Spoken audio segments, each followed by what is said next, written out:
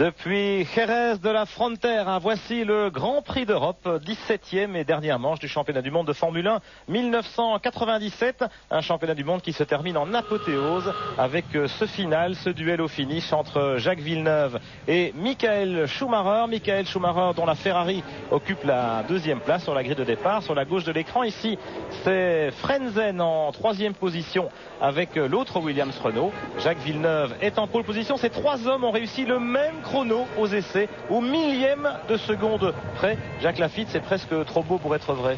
Oui, c'est incroyable. Bon, ben, ça peut arriver. On l'a vu arriver pour deux pilotes, ou deux sportifs en tout cas. Alors, là, 3, c'est exceptionnel, c'est vrai. Bon, 3 ce jour-là, ça paraît vraiment incroyable. Loterie, on a fait des petits calculs de probabilité. Ça ne devrait pas se reproduire avant 150 ans, Jacques. Bon, ben, tranquille, on sera plus là. En tout cas, quoi qu'il en soit, l'essentiel, évidemment, c'est que le suspense soit préservé jusqu'au bout, qu'on ait les deux candidats au titre en première ligne. Un point d'écart à l'avantage du pilote allemand, vous le savez, depuis les avatars de Jacques Villeneuve au Japon et la perte de ces 2 points à Suzuka. Frentzen en troisième position et Demenil en quatrième position vont également jouer un rôle intéressant dans ce Grand Prix. Et puis il y a les McLaren Mercedes en troisième ligne, vous les avez vus. L'autre Ferrari d'Irvine est en quatrième ligne avec Berger, le doyen de la F1 qui dispute son dernier Grand Prix aujourd'hui, au même titre que Ukyo Katayama, le petit japonais. Et puis on sait aussi que c'est le dernier Grand Prix de Renault, en tout cas le dernier Grand Prix dans l'immédiat. Renault qui a débuté en Formule 1 il y a 20 ans et qui a été encore sacré champion du monde des constructeurs pour la 6e fois consécutive au Japon. Il y a 15 jours, évidemment, on aimerait bien chez Renault qu'il y ait la cerise sur le gâteau avec le titre des pilotes pour Jacques Villeneuve. Sur circuit de Jerez, Jacques Lafitte, un tracé très particulier qui n'est pas sans rappeler le Hungaroring de Budapest. Bien sûr, un très sinueux, très étroit aussi. On a la seule possibilité de doubler, vous voyez, c'est ici maintenant, au bout de cette ligne droite. Ça sera la seule, pendant la seule possibilité pour les pilotes de se doubler. Donc le départ est très important, la position sur la grille de départ aussi évidemment. Jacques Villeneuve a pour le moment l'avantage, il a 7 à 8 mètres d'avance, 8 mètres je crois par rapport à Michael Schumacher. Espérons qu'il va réussir son départ, mais en tout cas les deux hommes ne sont pas habitués de départ fulgurant en général. Alors il y a derrière évidemment Frentzen en embuscade et puis c'est les McLaren de Hakkinen et de Coulthard, toujours très très rapide par contre elles en mise en action au démarrage. Alors est-ce qu'elles vont pas créer la surprise et se retrouver dans les premières positions dès le départ? En tout cas pour nous ce qui nous intéresse c'est de qui va sortir en tête de cette confrontation, premier virage déjà pour les deux pilotes et ensuite de ça pourvu qu'il n'y ait pas d'accrochage, c'est très important ici la chicane, la dernière chicane, oui. À l'endroit où avant il y avait une grande courbe, il y avait eu un accident ici très grave pour le pilote irlandais Martin Donnelly et on a dessiné cette chicane très artificielle que Villeneuve notamment n'apprécie pas ici, un revêtement très glissant, très poussiéreux, c'est pour ça qu'on le compare un peu à Budapest et cela explique peut-être la performance de Demenil en deuxième ligne comme ça avait été le cas en Hongrie au mois d'août. Il va peut-être être l'arbitre. Demenil, champion du monde en titre pour encore un peu moins de 2 heures et qui va transmettre le témoin à un de ces deux hommes, Villeneuve ou Schumacher. Attention au départ parce que la partie poussiéreuse de la piste, eh bien, elle est en principe du côté de Schumacher, mais la trajectoire se croise là, donc ça va être très important le départ et pas seulement le premier virage, Jacques, ici à Jerez, le deuxième, le troisième virage s'enchaînent et on peut voir un embouteillage avec plusieurs voitures de front pendant plusieurs courbes, pendant cet enchaînement de courbes. Bien sûr, et c'est là où on va essayer de doubler, en tout cas de gagner quelques places très importantes pour le déroulement de la course, que comme on vous l'a dit, il est impossible de doubler ici à Jerez, ça va être très difficile pour la natation. 69 tours à boucler, 305 km de course, attention, les feux rouges vont s'éteindre et ce sera parti. Et c'est parti. Bon départ de Villeneuve, de Schumacher, Schumacher en tête. Schumacher en tête devant Frentzen et puis Hakkinen. Ouh là là. Schumacher Villeneuve en tête, attention le premier virage, est-ce que Frentzen n'a pas passé Villeneuve? Non, il est toujours là. Et attention, McLaren derrière, ça s'accroche presque avec les Benetton. Allez-y, et Berger là qui ont bloqué leur roue au freinage. Schumacher qui s'envole dès les premiers mètres de course. Et je peux vous dire que c'est une explosion de joie ici dans le stand de Ferrari. Tout le monde a sauté, tout le monde a serré les mains en l'air, en levant les bras, parce que Schumacher a pris cette avance. Et Villeneuve est troisième. Frentzen lui est passé devant dans ce premier virage. Villeneuve en troisième position devant les deux McLaren Mercedes. Alors ça c'est le scénario idéal pour Schumacher en principe. La météo, eh bien de ce côté-là, c'est le calme plat. Ça devrait être le beau fixe à peu près jusqu'à l'arrivée, même si il ne faut jurer de rien. On est près de la mer ici et le vent est assez violent. Mais en principe, ce sera sur le sec. Schumacher, 1 point d'avance au championnat et il prend d'emblée l'avantage en début de course. Jacques, il était chaud immédiatement en action. Très bon avantage, beaucoup de pression sur les épaules de Villeneuve. Il n'a pas réussi son départ, on le savait. Bon, la course n'est pas finie. La Ferrari n'était pas la plus rapide en piste aux essais. Espérons que Frentzen et Villeneuve vont pouvoir recoller à Schumacher. Mais vous savez que cet homme-là en tête, regardez. Un des premiers tours. Plus d'une seconde d'avance. Schumacher, Frentzen est à 2 secondes presque. Villeneuve à 3. Hakkinen, Coulthard, Demonil en 6e position. Les McLaren ont surpris le champion du monde au départ. Et puis 7e Irvine, 8e Magnussen, très bien parti, 9e Berger, 10e Barrichello, 11e Jean Alesi, 12e Diniz, 13e Panis qui a manqué complètement son envolée, 14e Herbert, 15e Ralf Schumacher, 16e Fisichella, 17e Salo, 18e Nakano, 19e Verstappen, 20e Marquez, 21e Katayama, 22e Fontana, tout le monde est là. En tout cas, scénario idéal pour Michael Schumacher en tête dès les premiers tours. L'homme va essayer maintenant de creuser l'écart avec ses poursuivants. On voit pointer derrière Frentzen, très rapide aux essais. Frentzen qui va peut-être donner un petit coup de main à son coéquipier en ramarrant Schumacher et en freinant Schumacher. S'il le peut, ils sont pas loin, ça va. Écoutez, il faut d'abord voir le rythme que chacun va adopter en fonction des choix tactiques, stratégiques. 2 arrêts, 3 arrêts, ça peut se jouer là-dessus aussi. Schumacher en tout cas était très prompt au départ. Les choix de pneumatiques aussi chez Goodyear, le même type de gomme, mais 2 types de pneus, un peu comme Bien au sûr. Japon il y a 15 jours. Bien sûr, Pierre, et peut-être que Schumacher part avec un peu moins d'essence, avec des pneus plus performants. Peut-être qu'il va faire 3 arrêts. Il y a plein d'inconnus encore, et heureusement pour nous et pour le reste de la course. Mais regardez, ça s'organise un peu derrière. L'écart est en train de se diminuer. En tout cas, il se maintient. Voilà. Schumacher avait pris 2 secondes d'avance sur le premier tour. Et bien dans le deuxième, ça se maintient. Même si c'est Schumacher le plus rapide en piste. Une 24-8 pour une 25-0 à Frentzen, une 24-8 également pour Villeneuve. Inutile de vous dire que si c'est la fête chez Ferrari, c'est un silence de cathédrale qui a accueilli chez Williams Renault le départ de Jacques Villeneuve et un hochement de tête désapprobateur de Frank Williams qui se passait de commentaires. Encore 67 tours et quelques, plus de 300 km de course. Rien n'est joué, regardez, on revoit le départ. Et Villeneuve était bien parti. Oui. Et puis qu'est-ce qui s'est passé? Il est, vous savez, du côté où il y a pas mal de poussière, Pierre, vous voyez, à droite de l'écran. Et bon, il est bien parti. Après, il a les roues, patiner les roues et puis c'était fini. Regardez Schumacher en caméra embarquée au départ. Villeneuve part bien, mais Schumacher un peu mieux. Voilà, et puis tout de suite, tout de suite. C'est en première en fait qu'il a encore tiré. Et évidemment, Schumacher, il faut pas. Peut-être qu'il n'a pas passé la seconde assez rapidement. Et voyez là, le tour est joué, on est dans la voiture de Frentzen. Voilà, on va peut-être comprendre ce qui est arrivé à Villeneuve aussi. Il est très un prudent, peu large, très prudent. Très prudent Villeneuve. Il a freiné tôt. À l'extérieur, et regardez. Il a regardé dans son rétro là. Il est trop large, donc il n'a pas pu prendre la corde. Il a vu arriver la voiture, il n'a pas pris de risque. Bah oui, ils n'allaient pas s'accrocher entre équipiers au premier virage, ça aurait fait mauvais genre. Alors regardons maintenant les écarts. Schumacher, Frentzen à 2 secondes 1. Oui, ça revient. Et il revient un petit peu, 2 dixièmes. 3e Villeneuve, 4e Hakkinen, 5e Coulthard, 6e Hill. Pas de changement. Le tour le plus rapide pour Frentzen. La suite du peloton défile sans encombre. Irvine 7e, Magnussen, Berger, Barrichello, Alesi, Diniz, Panis. Toujours dans le même ordre. Alors la Ferrari, ils ont beaucoup travaillé chez Ferrari ces dernières semaines, Jacques Lafitte.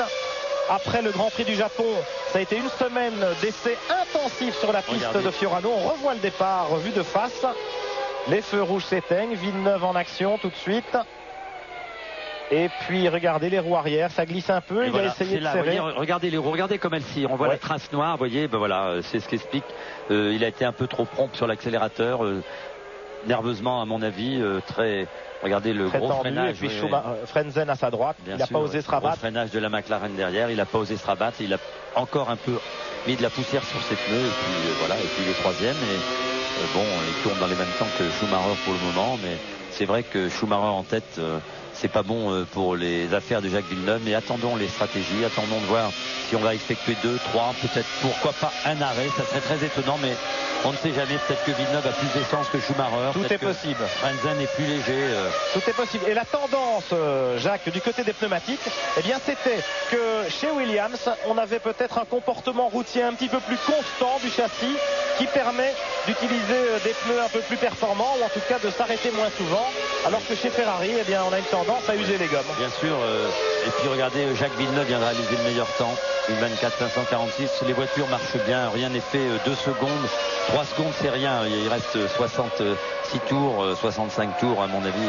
Rien n'est joué, heureusement pour nous. Ça va se jouer dans les stands, là. Oui, ça va jouer dans les stands, comme on le pensait avant. Mais on aimerait bien voir la confrontation directe entre Schumacher et Jacques Villeneuve. On l'aura peut-être à la sortie des stands. Au hasard des ravitaillements, peut-être qu'on se retrouve dans une situation... Quoi qu'il en soit, pour l'instant, Schumacher a la situation bien en main. Avec la Ferrari, je vous le disais, ils ont beaucoup travaillé sur leur piste privée à Fiorano. Après le Grand Prix du Japon, Schumacher qui a adopté ici sur sa Ferrari F310B le différentiel électronique qui avait été inauguré en course à Suzuka par son équipier Eddie Irvine. Et puis ça s'était très bien passé pour le pilote irlandais au Japon, on s'en souvient. Et puis Schumacher a effectivement testé, validé cette nouveauté sur la Ferrari, une nouveauté qui existe déjà depuis plusieurs courses cette saison chez Williams, chez McLaren et dans d'autres équipes. Ce dont ne dispose pas la Prost Mugelanda de Olivier Panis, malheureusement pour lui. En tout cas, c'est important sur un circuit comme ça où le contrôle de l'attraction, de la motricité est capital. On passe sur ce circuit 4 fois la deuxième vitesse, ça veut dire qu'on accélère 800 chevaux, 850 chevaux en seconde. Ça veut dire que ça déménage et qu'il faut avoir une très bonne adhérence. Ouais. Tout ça sur un revêtement pas très abrasif, très sale, très poussiéreux, avec beaucoup de vent qui pousse le sable sur la piste, comme on s'était rendu compte en qualification. J'allais le dire, Pierre, une piste très étroite. Il ne faut pas faire d'erreur, elle est très piégeuse cette piste parce que un pilote attardé ou devant vous peut aller dans la terre à la chicane par exemple, mettre beaucoup de poussière et vous arrivez, on l'a vu beaucoup de fois aux essais pendant ce week-end, et la voiture qui suit est désorganisée, on ne la voit pas cette poussière, et la voiture, c'est une piste très piégeuse et il faut faire très très attention. Schumacher, 5 tours couverts, 2 secondes d'avance sur Frentzen, 3 sur Villeneuve. Il a son destin entre les mains, le pilote allemand, et pour Ferrari ce serait évidemment tout à fait historique de remporter la couronne mondiale, même si c'est celle des pilotes. Il y a 18 ans que ça n'était plus arrivé depuis le sacre de Jody Scheckter en 1979. Jody Scheckter, le pilote sud-africain, qui a rendu visite au paddock de Jerez aujourd'hui, alors qu'on l'avait plus vu depuis très très longtemps. C'est peut-être un signe. Oui, enfin on l'a déplacé en tout cas. Regardez. 6e tour chez Ferrari, Jean Todt à gauche, Ross Brown, le directeur technique à droite. Très concentrés sur leur sujet. Ils savent que c'est dans les stands, qu'une partie de la course peut se jouer en fonction de leur décision. Et vous parliez de Jody Scheckter, il est là effectivement dans le stand Ferrari. Figurez-vous qu'il a même un casque sur les oreilles. Il écoute lui relié en direct avec Jean Todt et Michael Schumacher. Attention Jean-Louis, on a au coude à coude les deux Français dans la course, Alesi et Panis. Voilà. Et c'est Alesi qui a pris l'avantage. Panis était bien revenu. Et semble-t-il, d'après ce que nous venons de voir au ralenti dans ce freinage, Alesi 11e, Panis 12e. Schumacher, 7 tours couverts. Toujours Frentzen 2e. Alors est-ce que Williams va demander à Frentzen de céder le passage à Villeneuve? Peut-être pas tout de suite. Non, si ça se fera, ce sera en fin de course, si vraiment cette manœuvre, ce changement de position était décisif dans le cadre du championnat. On n'a pas la même notion de l'équipier, du coéquipier chez Ferrari que chez Williams. En tout cas, tout va bien pour Jacques Villeneuve. Il réalise le meilleur temps encore maintenant. Donc la voiture marche bien. Le pilote, malgré sa fièvre, est quand même très en forme. Il va oublier ses problèmes physiques pour gagner ce Grand Prix. Regardez, il est là, il revient sur Frentzen. Allez, la course est bien lancée. Frank Williams aussi, évidemment, n'en perd pas une goutte. Schumacher, Frentzen, Villeneuve. 8 tours, 8e tour de ce Grand Prix. Il y en a 69 à boucler cet après-midi. Une première pause dans ce Grand Prix. À tout de suite. Retour à Jerez dans le 10e tour de ce Grand Prix d'Europe de Formule 1 avec Schumacher devant Villeneuve. En effet, Jacques Villeneuve a pris la 2e place. On se posait la question juste avant la pub. Jacques Lafitte, est-ce que Radio Williams fonctionne aussi bien que Radio Todd? Eh bien, la preuve par ces images. Vous allez voir Frenzen, alors que vous voyez le meilleur tour. Voilà, Frenzen sur la Williams Renault. Ralenti, s'écarte de la trajectoire et laisse passer son chef de file, Jacques Villeneuve, en deuxième position. Voilà donc Schumacher et Villeneuve face à face. On va revoir l'image depuis la caméra embarquée du pilote allemand. Voilà Villeneuve qui passe Frenzen et qui prend donc la deuxième place. Évidemment, ils ont perdu un petit peu de temps dans la manœuvre, mais Villeneuve s'accroche. Il a fixé le meilleur tour maintenant, une 24-22 à 4 secondes de Schumacher après 10 tours de course. Jacques Laffite, les deux leaders attaquent vraiment. La course se joue et on vit vraiment enfin cette confrontation directe au sommet entre les deux candidats au titre. Un duel somptueux clair auquel on assiste. Jacques Villeneuve fait le forcing. Alors il va grignoter, il ne peut pas reprendre une seconde au tour à Michael Schumacher, mais dixième par dixième, il est en train de refaire le retard. Il a pris la deuxième place, son coéquipier lui a laissé la deuxième place comme on vient de le voir. Et il est en train d'attaquer comme un forcené parce qu'ils sont en train de jouer leur championnat du monde, ces deux hommes-là. Et Villeneuve attaque, on l'a vu bloquer ses rues, les bordures. Il n'hésite en rien et il va revenir certainement sur Michael Schumacher. Regardez la Ferrari là-bas au fond. En tout cas, on assiste à un duel somptueux pourvu que ça dure. Il l'a en point de mire, Schumacher. Il a une meilleure vitesse de pointe. Villeneuve, 290 km/h pour le Canadien, 285-84 pour la Ferrari. On sait qu'il y a donc un peu moins d'appui aérodynamique peut-être sur la Williams. Et puis ce moteur Renault RS9 évidemment qui donne sa pleine mesure sur ce circuit de Jerez. Et il est là au freinage de la chicane à Ayrton Senna. Ici, voilà la chicane. Et Villeneuve qui attaque et qui essaye de recoller à Schumacher avant les arrêts au stand. Alors qui va s'arrêter le premier? Est-ce que Schumacher va s'arrêter une fois de plus que Villeneuve? Les paris sont ouverts. Oui, pour le moment en tout cas on assiste à une course merveilleuse.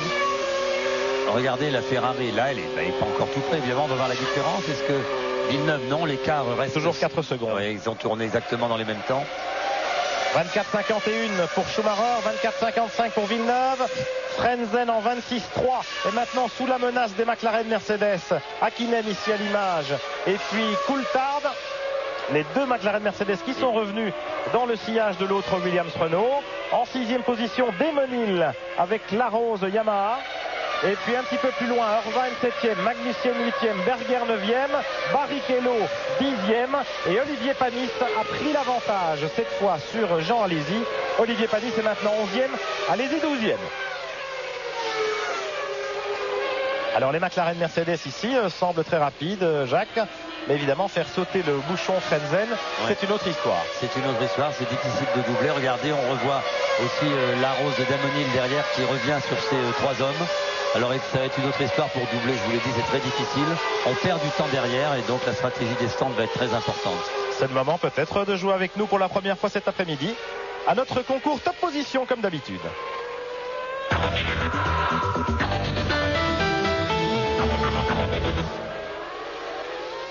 Le tiercé dans l'ordre, le tiercé de tête évidemment, pas celui-là. 36-15 code de TF1 pour gagner le plein de carburant et des vidanges gratuites auprès de notre partenaire. Frenzen, Hakkinen, Coulthard. C'était les plus rapides au warm-up ce matin, les McLaren Mercedes. En condition de course, ce sont donc peut-être les plus efficaces, mais bien sûr, en partant de la 3e ligne de la grille, là, elles ne peuvent pas contrôler l'échappée belle des deux protagonistes de la course au titre de champion du monde, Schumacher-Villeneuve. Schumacher qui a creusé encore un petit écart. Oui, Jacques Villeneuve, regardez. C'est Pedro Diniz. Moteur. Ouais. Ça fume de tous les côtés, mais la voiture est intacte. Je ne pense pas qu'il est tapé. Non, c'est le moteur. En tout cas, Villeneuve a dû faire une petite erreur en attaquant parce que ici la piste est très poussiéreuse et la petite sortie de route, regardez, il a perdu 7 dixièmes dans un tour, 24-2 contre 24-9. Ce qui prouve qu'il est à l'attaque trompé, ça prouve surtout que la Ferrari est très compétitive et que Villeneuve a du mal à revenir sur Michael Schumacher. Voilà, on avait un petit doute sur la compétitivité de la Ferrari sur ce circuit, Jacques. Les essais ne nous avaient pas vraiment éclairés, surtout avec l'incroyable dénouement de la séance de qualification. Et là, Schumacher démontre qu'il est bel et bien dans le coup, et que la Ferrari F310B n'a rien à envier au meilleur. Oui, et puis on sait que Schumacher aux essais en course est toujours pas beaucoup plus rapide, en tout cas qui tire la quintessence de sa voiture vraiment au maximum, ce qui n'est pas toujours le cas de Jacques Villeneuve. Regardez l'écart, il se creuse. Il se maintient, il se creuse un petit peu à l'avantage. À l'avantage de Schumacher, mais on ne sait pas encore, Pierre, dans quel état est la Ferrari. Beaucoup d'essence, 2 arrêts, 3 arrêts, je ne sais pas, c'est très difficile. Il y a du soleil, la piste chauffe et les pneus vont jouer un rôle important ici. Voilà, il fait plus chaud maintenant, 25-26 degrés et effectivement l'usure des pneumatiques va jouer un rôle important dans ce Grand Prix avec peut-être 3 arrêts pour certains. Évidemment, ce qui m'étonne un petit peu, Jacques, après 13 tours, c'est Schumacher-Villeneuve. Certes, Villeneuve s'accroche, mais Frentzen qui s'écroule. Il a perdu presque 10 secondes sur Villeneuve. Alors, peut-être aussi des choix stratégiques différents. Moi je pense que peut-être Frentzen est parti avec un peu plus d'essence. Bon, on va le savoir parce que c'est pas normal que Frentzen soit aussi loin. Il tourne 1 seconde, 7-6 dixièmes moins vite que son coéquipier. Ce n'était pas le cas aux essais officiels. Bon, alors ça peut s'expliquer par l'adoption par les écuries d'une stratégie différente pour contrebalancer la stratégie de Ferrari. Peut-être qu'on a mis ses œufs dans 2 paniers, c'est-à-dire une voiture un peu plus chargée en essence. Et pour avoir une idée de ce que pouvait contenir, vous savez, la difficulté de savoir l'usure des pneumatiques et la température des pneus. Alors peut-être que là, après un premier arrêt, on aura plus de renseignements, en tout cas dans les équipes, pour faire partir les voitures avec plus ou moins d'essence. Ils étaient assez inquiets chez Goodyear avec la température de la piste qui augmentait sur l'usure des gommes. Actuellement, nous avons donc 5 voitures en Goodyear en tête de la course. Schumacher, Villeneuve, Frentzen, Hakkinen, Coulthard. Devenil, le premier de Bridgestone, est 6e. Mais il n'est jamais qu'à 16 secondes. Et si ma foi, il s'arrête une fois de moins que les Goodyear. Regardez sur la Ferrari, il y a une marque sur le pneu avant droit qui est pas très belle. On sait que la Ferrari use un peu plus les pneus que la Williams parce que le comportement de la Ferrari est un peu différent de la Williams. Il est moins équilibré et il abîme un peu plus les pneus, Michael Schumacher, du fait de son attaque et du fait du comportement de sa voiture. Alors est-ce que l'on ne va pas assister à un écroulement des pneumatiques de la Ferrari, l'usure des pneumatiques, ou en tout cas une stratégie à de multiples arrêts, peut-être 3 arrêts. Chez Bridgestone, on devrait s'arrêter 2 fois, peut-être même une seule fois pour ceux qui sont partis en pneus durs. Je pense aux Stewart de Magnussen et Barrichello qui occupent actuellement les 8e et 10e places, c'est pas mal.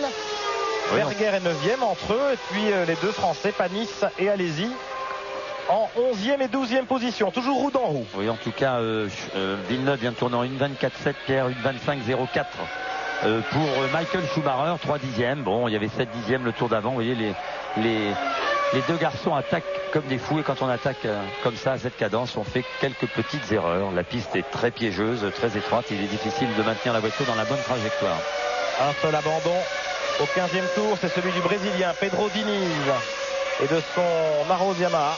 Diniz qui a re-signé pour 2 ans chez Arrows, 98 et 99. Alors voyez là le dernier tour de Schumacher, 1.24.3, 1.24.5, ça veut dire 2 dixièmes. On récupère, on prend, on perd, on revient. Bon.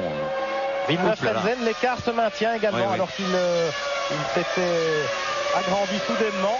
Frentzen qui résiste au McLaren Mercedes. Oui, il a même fait un peu le trou. Il aura pris 1 seconde et demie. C'est pas mal. Il va être un peu plus libre.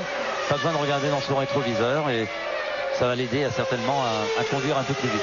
Alors Jacques Villeneuve, 1 point de retard sur Schumacher. Il n'a pas le choix. Il n'y a pas d'alternative. Il doit terminer devant. Ça c'est sûr. Et dans les stands, on se demande, alors que là vous le voyez déjà des arrêts, Marquez et Salo, les premiers à s'arrêter avec les V8, ça signifie que les Goodyear, Marquez est en Bridgestone, Salo en Goodyear. Donc pour l'instant, on est à peu près à égalité, mais ça veut dire que si on s'arrête déjà au 15e tour alors qu'il y en a 69, Jacques, on aura peut-être de nombreux arrêts cet après-midi. Olivier Panis à l'image. Juste derrière, la Stewart de Barrichello avec Jean Alesi dans son sillage. La bataille pour la 10e place entre Barrichello, le Brésilien, sur la Stewart Ford, qui devrait ne s'arrêter qu'une seule fois en pneu dur Bridgestone. Panis, 11e, est en pneu tendre Bridgestone avec en principe 2 arrêts. Jean Alesi, 12e sur la Benetton en Goodyear, devra peut-être même s'arrêter 3 fois. Oui, effectivement, en fait, Michael Schumacher vient de réaliser le meilleur tour, 1.24.1, vous voyez, et Villeneuve 1.24.6, 5 dixièmes encore à l'avantage de Michael Schumacher. Quand on a besoin de tirer sur la voiture, Schumacher est là, il en tire le maximum à chaque fois. 5 secondes d'avance maintenant pour Schumacher sur Villeneuve, alors qu'on suivait cette bataille. Regardez, meilleur tour, 1.24.131 pour le pilote allemand. 5 secondes d'avance. Alors, est-ce que les stratégies de Schumacher et de Villeneuve sont décalées? On va rapidement le savoir parce que dans les stands, il commence à y avoir un peu d'animation. Jean-Louis Moncet, comment ça se passe du côté de chez Ferrari? Eh bien, écoutez, chez Ferrari, pour l'instant, pas d'animation du tout. Bien entendu, on a le regard soudé sur l'écran, mais il n'y a absolument aucun pneu dehors, ni aucun pistolet pneumatique. Tout est calme. Et tout est calme aussi chez Williams Renault. Au début de course, quand on a vu le mauvais départ de Villeneuve, on a hésité pendant 3-4 tours. On a attendu à élaborer une nouvelle stratégie agressive avec peut-être éventuellement plus d'arrêts. Et puis ça a été abandonné. On a laissé passer Frentzen et demandé à Villeneuve de sonner la charge, de donner la cavalerie du RS9, ce qu'il est en train de faire, le Québécois. 17e passage devant les stands. L'écart ne manque. Ouais, Michael Schumacher, une 24-3. Jacques Villeneuve, 24-1. Tiens, meilleur tour pour Villeneuve. 5 secondes juste l'écart entre les deux hommes. Alors ça veut peut-être dire ça va jouer au ravitaillement, ça va jouer à l'usure des pneumatiques, la façon dont les pilotes mènent leur monture, comment ils vont la conduire avec là effectivement ils attaquent énormément, donc les pneus sont à plein emploi. Est-ce qu'ils vont résister à cette cadence infernale? C'est infernal, c'est 3 secondes en fait moins vite que les essais qualificatifs, mais bon là un peu d'ombre, il y a moins de soleil. Alors, regardez. C'est très lourd, malgré tout. Le vent est tombé. Belle image du volant de Schumacher. On a l'impression qu'il est à l'envers de la piste. Voilà les derniers meilleurs tours. Vous voyez que ça se joue dans un mouchoir. 1, 2 dixièmes à tout casser. Aux essais, c'était carrément 0 millième. En tout cas, dans 5 ou 6 tours, on va avoir un peu d'agitation dans les stands. Voilà déjà la Jordan Peugeot de Ralf Schumacher qui ravitaille. 9 secondes d'arrêt. Des pneus neufs, ce qui veut dire qu'on n'est pas très sûr de la stratégie chez Goodyear. Certaines équipes ont choisi 3 arrêts, d'autres 2. En tout cas, celles qui vont ne plus s'arrêter maintenant ont opté pour une stratégie à 2 arrêts, voire un arrêt, mais ça m'étonnerait beaucoup, en tout cas chez Goodyear et même chez Bridgestone. Schumacher, 18e tour. Et on surveille les écarts. Il vient tourner en 1,24,1, encore à 1 centième du meilleur tour de Villeneuve. Et Villeneuve, une 24,2. Ça se tient toujours. 5 secondes d'avantage pour Schumacher. Ça signifie que chez Ferrari, on peut envisager le premier arrêt ravitaillement, le premier pit stop sans trop de pression. On se loupe rarement au ravitaillement chez Ferrari. Ils se sont entraînés comme des forcenés depuis jeudi, les mécaniciens, chez Ferrari comme chez Williams. C'est normal parce qu'on sait que on a vu à la dernière course l'arrêt malheureux à Suzuka de ce pauvre Jacques Villeneuve qui a perdu 7 secondes à cause de l'embout de remplissage d'essence, qui n'était pas bien ancré dans sa bonne position. 7 secondes, c'est énorme. Regardez l'écart, ça se bat au centième ici, au millième.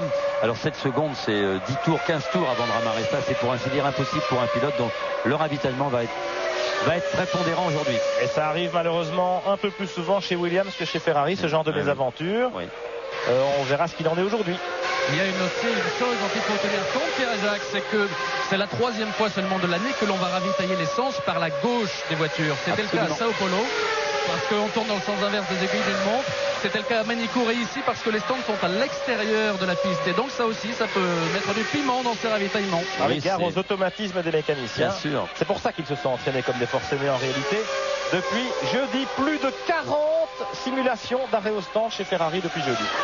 Alors ça veut dire qu'on se lève tôt le matin et qu'on se couche tard le soir. On est en train de jouer le championnat du monde. Vous avez vu là le freinage de Villeneuve en haut de cette ligne droite des stands, très très bosselé, très difficile. Ce qui avait valu tout à l'heure à Villeneuve d'être obligé de s'écarter sur une bosse, n'ayant pas pu freiner, de se faire doubler par son coéquipier Heinz-Harald Frentzen et de perdre quelques précieuses secondes dans cette opération. Un autre élément qui va jouer, c'est le trafic avec les attardés. Schumacher va revenir dans pas longtemps sur la fin du peloton, pour ceux qui ont déjà ravitaillé notamment. Et pas facile de doubler, un peu comme à Budapest, précisément. Très délicat de sortir des trajectoires parce qu'on a tendance de salir les pneus. Regardez comme il attaque Villeneuve au freinage. Ils sont vraiment à la limite. On assiste à un très beau duel. Bon, s'ils étaient un peu plus près, on serait encore plus heureux, ça serait encore plus beau, mais à distance interposée, on essaye de vous le faire vivre. Pour le moment, 3 dixièmes d'écart, encore 4 dixièmes d'écart au dernier tour entre les deux hommes à l'avantage de Michael Schumacher, mais ça se joue au 10e près, je veux dire, chaque tour.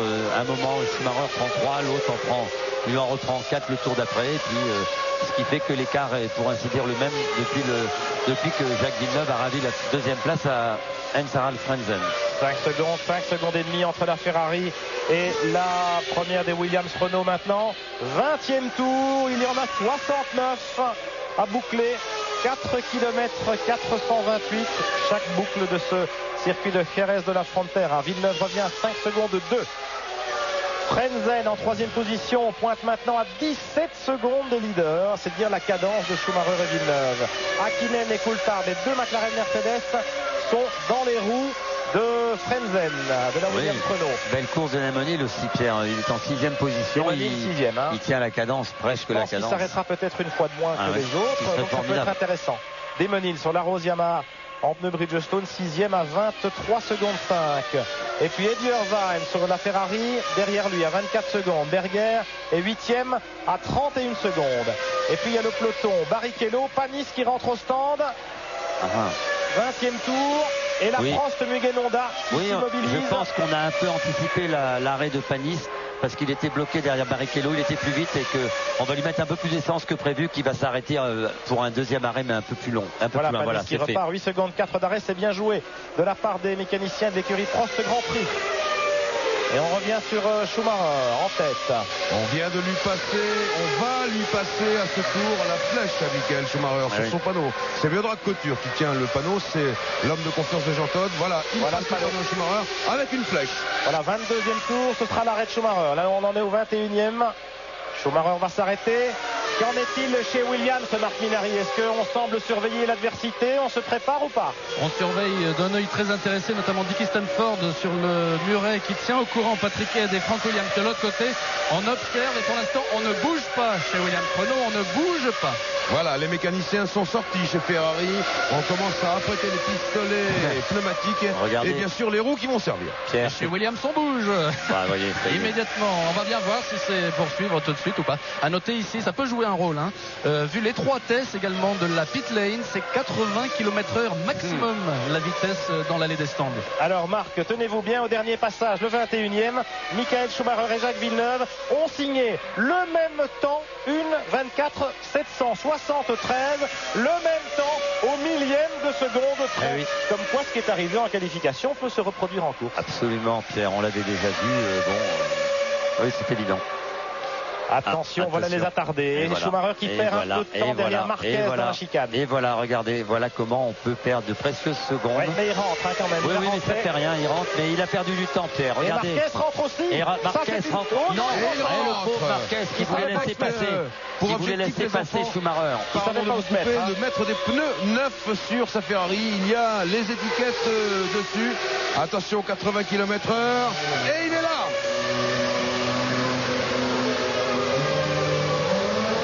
Caméra embarquée, c'est sensationnel.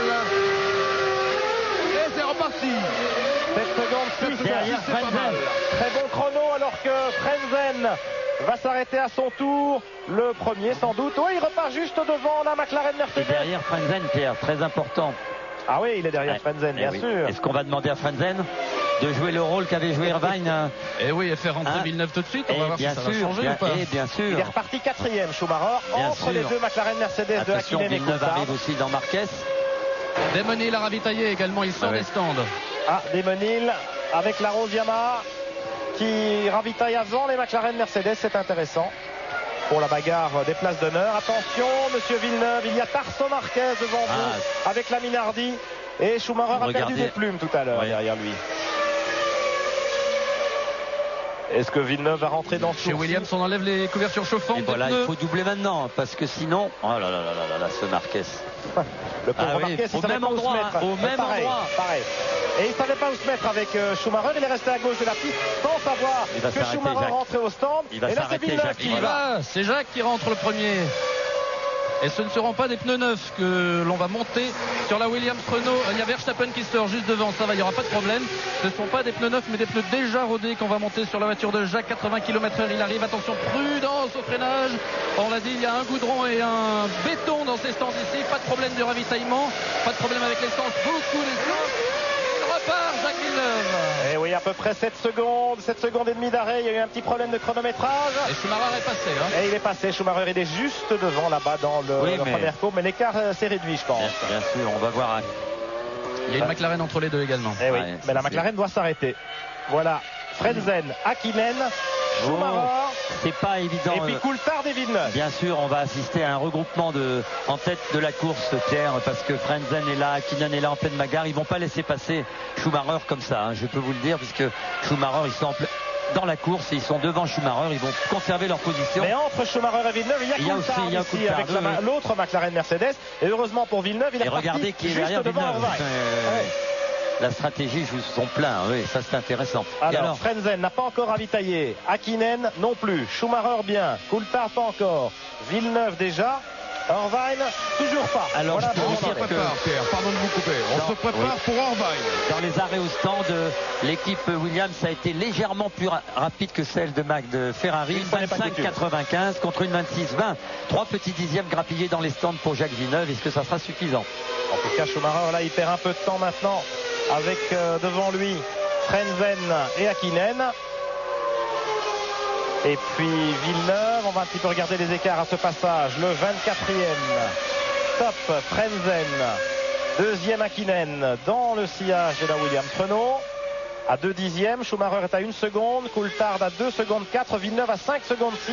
Non, à 3 secondes, Pierre, à 3 secondes 1. 3 secondes 1 de Coulthard. Il y a donc 4 secondes d'écart à peu près entre Schumacher et Villeneuve. Irvine est dans les stands, ça se bouscule ici à Guérez. Je vous propose de marquer une deuxième pause dans ce Grand Prix et de revenir faire le point après les premiers ravitaillements. A tout de suite. 26 tours couverts et la situation est absolument incroyable ici à Guérez avec Frentzen, Schumacher et Villeneuve, roue dans roue. Les deux McLaren Mercedes sont rentrés au stand pour ravitailler pendant notre écran de pub, mais Frentzen pas encore, et il a joué le jeu, il a ralenti Schumacher considérablement et maintenant Schumacher laisse Frentzen prendre du champ. Jacques Laffite, situation incroyable. En tout cas, Villeneuve est revenu à la hauteur de son concurrent. En tout cas, très mauvaise position pour Michael Schumacher. Il est en sandwich, si ce n'est que Frentzen était obligé de s'arrêter très rapidement. Donc il va se retrouver dans la position favorite qui est la 7, c'est-à-dire en tête de la course, mais l'écart qui était de 5 secondes avant les ravitaillements, il est tombé maintenant à, regardez, ils sont roue dans roue. Ils sont à 0 secondes, c'est sûr. Alors Frentzen regardez continue. Les travers de Villeneuve, vous avez vu. À Schumacher, la pression est sur lui maintenant, la pression change de camp. Frentzen en tête. Voilà. Schumacher, Villeneuve. Frentzen rentre au tour prochain. Oui, je trouve que Jacques Villeneuve en fait beaucoup, hein. Il attaque, hein. C'est incroyable. Regardez, il a voulu déboîter le tour précédent, il a essayé d'aller montrer. Regardez, il attaque, hein, je vous l'ai dit. Attention Jacques, c'est comme ça qu'on peut perdre le championnat du monde. Mais je pense, Jacques Laffite, que Schumacher, plutôt que d'être gêné par Frentzen, a expressément levé le pied. Regardez, il a tourné en 25-6. Bien sûr. Alors que Frentzen est en 24-7. Et c'est pour ça que Villeneuve est tout Jacques près. essaye de doubler de partout, quoi. Regardez. Bien joué. Oula, Schumacher très à l'intérieur. En tout cas, ils sont ensemble, hein. On a la bagarre. On a la finale qu'on souhaitait. Ça, c'est beau. Le mano à mano entre Michael Schumacher et Jacques Villeneuve. Qui va sortir victorieux de ce duel? Le titre de champion du monde est au bout du chemin. Ou peut-être au bout de ce virage où on peut doubler, vous voyez, à l'accélération. Ouh là, regardez, Jacques. Dans la terre, Jacques. Je vous l'ai dit, il attaque. Attention, les pneus, regardez. Les pneus ont changé de couleur instantanément. Regardez le temps qu'il vient de perdre, Jacques. Regardez. Ah oui, tout de suite un petit trou de 2 secondes. Attention Jacques, faut pas trop en faire. Enfin, si je pouvais le conseiller, malheureusement, il ne m'entend pas, mais il faut qu'il reste au contact. La course n'est pas finie pour lui et ni pour Schumacher d'ailleurs. Il s'explique désormais en tête parce que voilà Frentzen qui rentre pour ravitailler Villeneuve et Schumacher sont seuls en tête désormais pour s'expliquer. Villeneuve, Frentzen lui aura des pneus neufs à l'arrière. Et à l'avant aussi. En tout cas, Frentzen a bien joué son rôle, comme Eddie Irvine au Japon. Est-ce qu'il va repartir devant Irvine? Je pense que oui. On va le voir tout de suite. Ah, c'est limite, hein, parce que ça se bouscule. Il y a Demonil qui était reparti juste derrière Irvine tout à l'heure. Je pense que Frentzen est reparti en 5e position entre les deux McLaren Mercedes. On va voir ça. Ouf. Ça s'explique aussi dans le peloton. Hein. Et attention au trafic, il y a encore Katayama devant. Attention, les leaders qui rattrapent les attardés, c'est intéressant et ça va peut-être permettre à Villeneuve de se refaire une petite santé. Mais n'oubliez pas, tant que Villeneuve est derrière Schumacher, eh bien c'est le pilote allemand qui sera champion du monde. Ah bien sûr, il a une position beaucoup plus confortable que celle de Villeneuve derrière lui, parce que lui il sait que quoi qu'il arrive, même en tournant en 1.30 et en empêchant son adversaire de le dépasser, il sera champion du monde. Berger maintenant est en 3e position. Il n'a pas encore ravitaillé, oui, bien sûr. Berger avec la Benetton Renault. qui tente peut-être un coup de poker avec 2 arrêts ou un seul. Un Berger très rapide aux essais, Pierre. Il avait été ce matin très vite avec le plein d'essence. Et bon, sa voiture avait l'air assez performante. Il va prendre sa retraite en étant encore au top de la Formule 1, en ayant gagné un Grand Prix cette année au Hockenheim. Et oui, je ne sais pas s'il la prend passionnément. Je veux dire par là qu'il n'a pas beaucoup de choix, Berger, plutôt que d'aller dans une petite écurie en tant qu'avant performant. À son âge, voilà, il s'arrête. Voilà. Mais il était peut-être plus aussi motivé, aussi actif qu'auparavant, et c'est peut-être le bon moment pour s'arrêter. Oui, bien, évidemment, c'est le bon moment. Il aurait pu continuer sa carrière dans une très grande équipe. Mais je pense qu'on le verra encore en course. Il va certainement courir dans d'autres catégories. On le reverra peut-être aux 24 heures du Mans l'an prochain. Oui, et peut-être même en pilote trop la course de luxe il aime pour les trop la course. Pour regarder en tout cas, le peloton arrive. Attention, le trafic. Schumacher, Villeneuve. Et Villeneuve s'en pourlèche les babines. Regardez, il y a une Minardi, il y a des Tyrrell. Et il s'arrête, Katayama. C'est sympa. C'est sympa. Il faut s'arrêter pour les deux. Attention. Ah oui, Et Verstappen, pas facile à doubler, le suivant. Le Hollandais volant, moins facile. Alors, regardez-moi ça. Ça se bouscule en tête de la course. Les écarts, les derniers passages. C'est le moment peut-être de jouer avec nous au concours Top Position pour le tiercé de tête. Verstappen est carrément là. Ah ouais, bravo. Oui, 36-15 de TF1 donc pour le top position, désolé. C'est le tiercé qu'il faut nous donner attention. Et si je peux vous glisser un conseil, Verstappen n'était pas dedans. Voilà. Allez, Schumacher, 30e tour. Villeneuve à moins d'une seconde. Oh là, on a vu un petit caillou, un petit débris sur la piste là. Fontana qui se range. Il se range pour Schumacher, mais attention, il y a aussi Ferrari. Eh oui, moteur Ferrari. Sauber, regardez. On sait que c'est l'équipe B Ferrari. Et regardez. Il ne se range pas pour Villeneuve. C'est pas beau, Fontana. Et on sait que les Sauber ont des moteurs Ferrari et qu'elles ont parfois tendance à jouer le jeu de la Scuderia. C'est pas normal, Pierre, vous m'empêcherez pas de penser que c'est inadmissible. Pierre-Jacques c'est inadmissible. Allez, il s'arrête maintenant, c'est bon. Ah oui, vous pouvez pas faire autrement là, je peux vous le dire. Frenzen meilleur tour, une 23-13 en pneu 9. Pierre-Jacques, une demi-heure à peu près avant le départ de la course. Jean Todt est allé chez Sauber, Petronas. Il est rentré dans le stand et il s'est entretenu avec les patrons de l'écurie. Ah oui, ça me paraît clair. Il y a 4 Ferrari dans la course. Voilà, exactement. Et vous savez, Schumacher lui-même disait après les essais, demain je vais devoir me battre contre 3 pilotes Williams. Il faisait allusion évidemment à Villeneuve et Frenzen, mais aussi à Demonil en deuxième ligne avec Carol Yamaha. Demonil qui n'a pas trop de tendance à faire des cadeaux, surtout à Schumacher. Vous vous souvenez du final du championnat 94 à Adélaïde. Il y a encore quelques cadavres dans les placards. 31e passage. Schumacher a repris l'initiative. Il s'est bien débrouillé dans le trafic. Et Villeneuve derrière Fontana a perdu 2 secondes moins, 2 secondes et demie. Et oui, c'est ça la course d'équipe, Pierre. Si on peut penser que Sauber fait équipe avec Ferrari, c'est une zone en tout cas. Et ils ont le moteur V10 Ferrari, pas le même, c'est l'évolution précédente, le 046-1 dans les Sauber sous le nom de Petronas.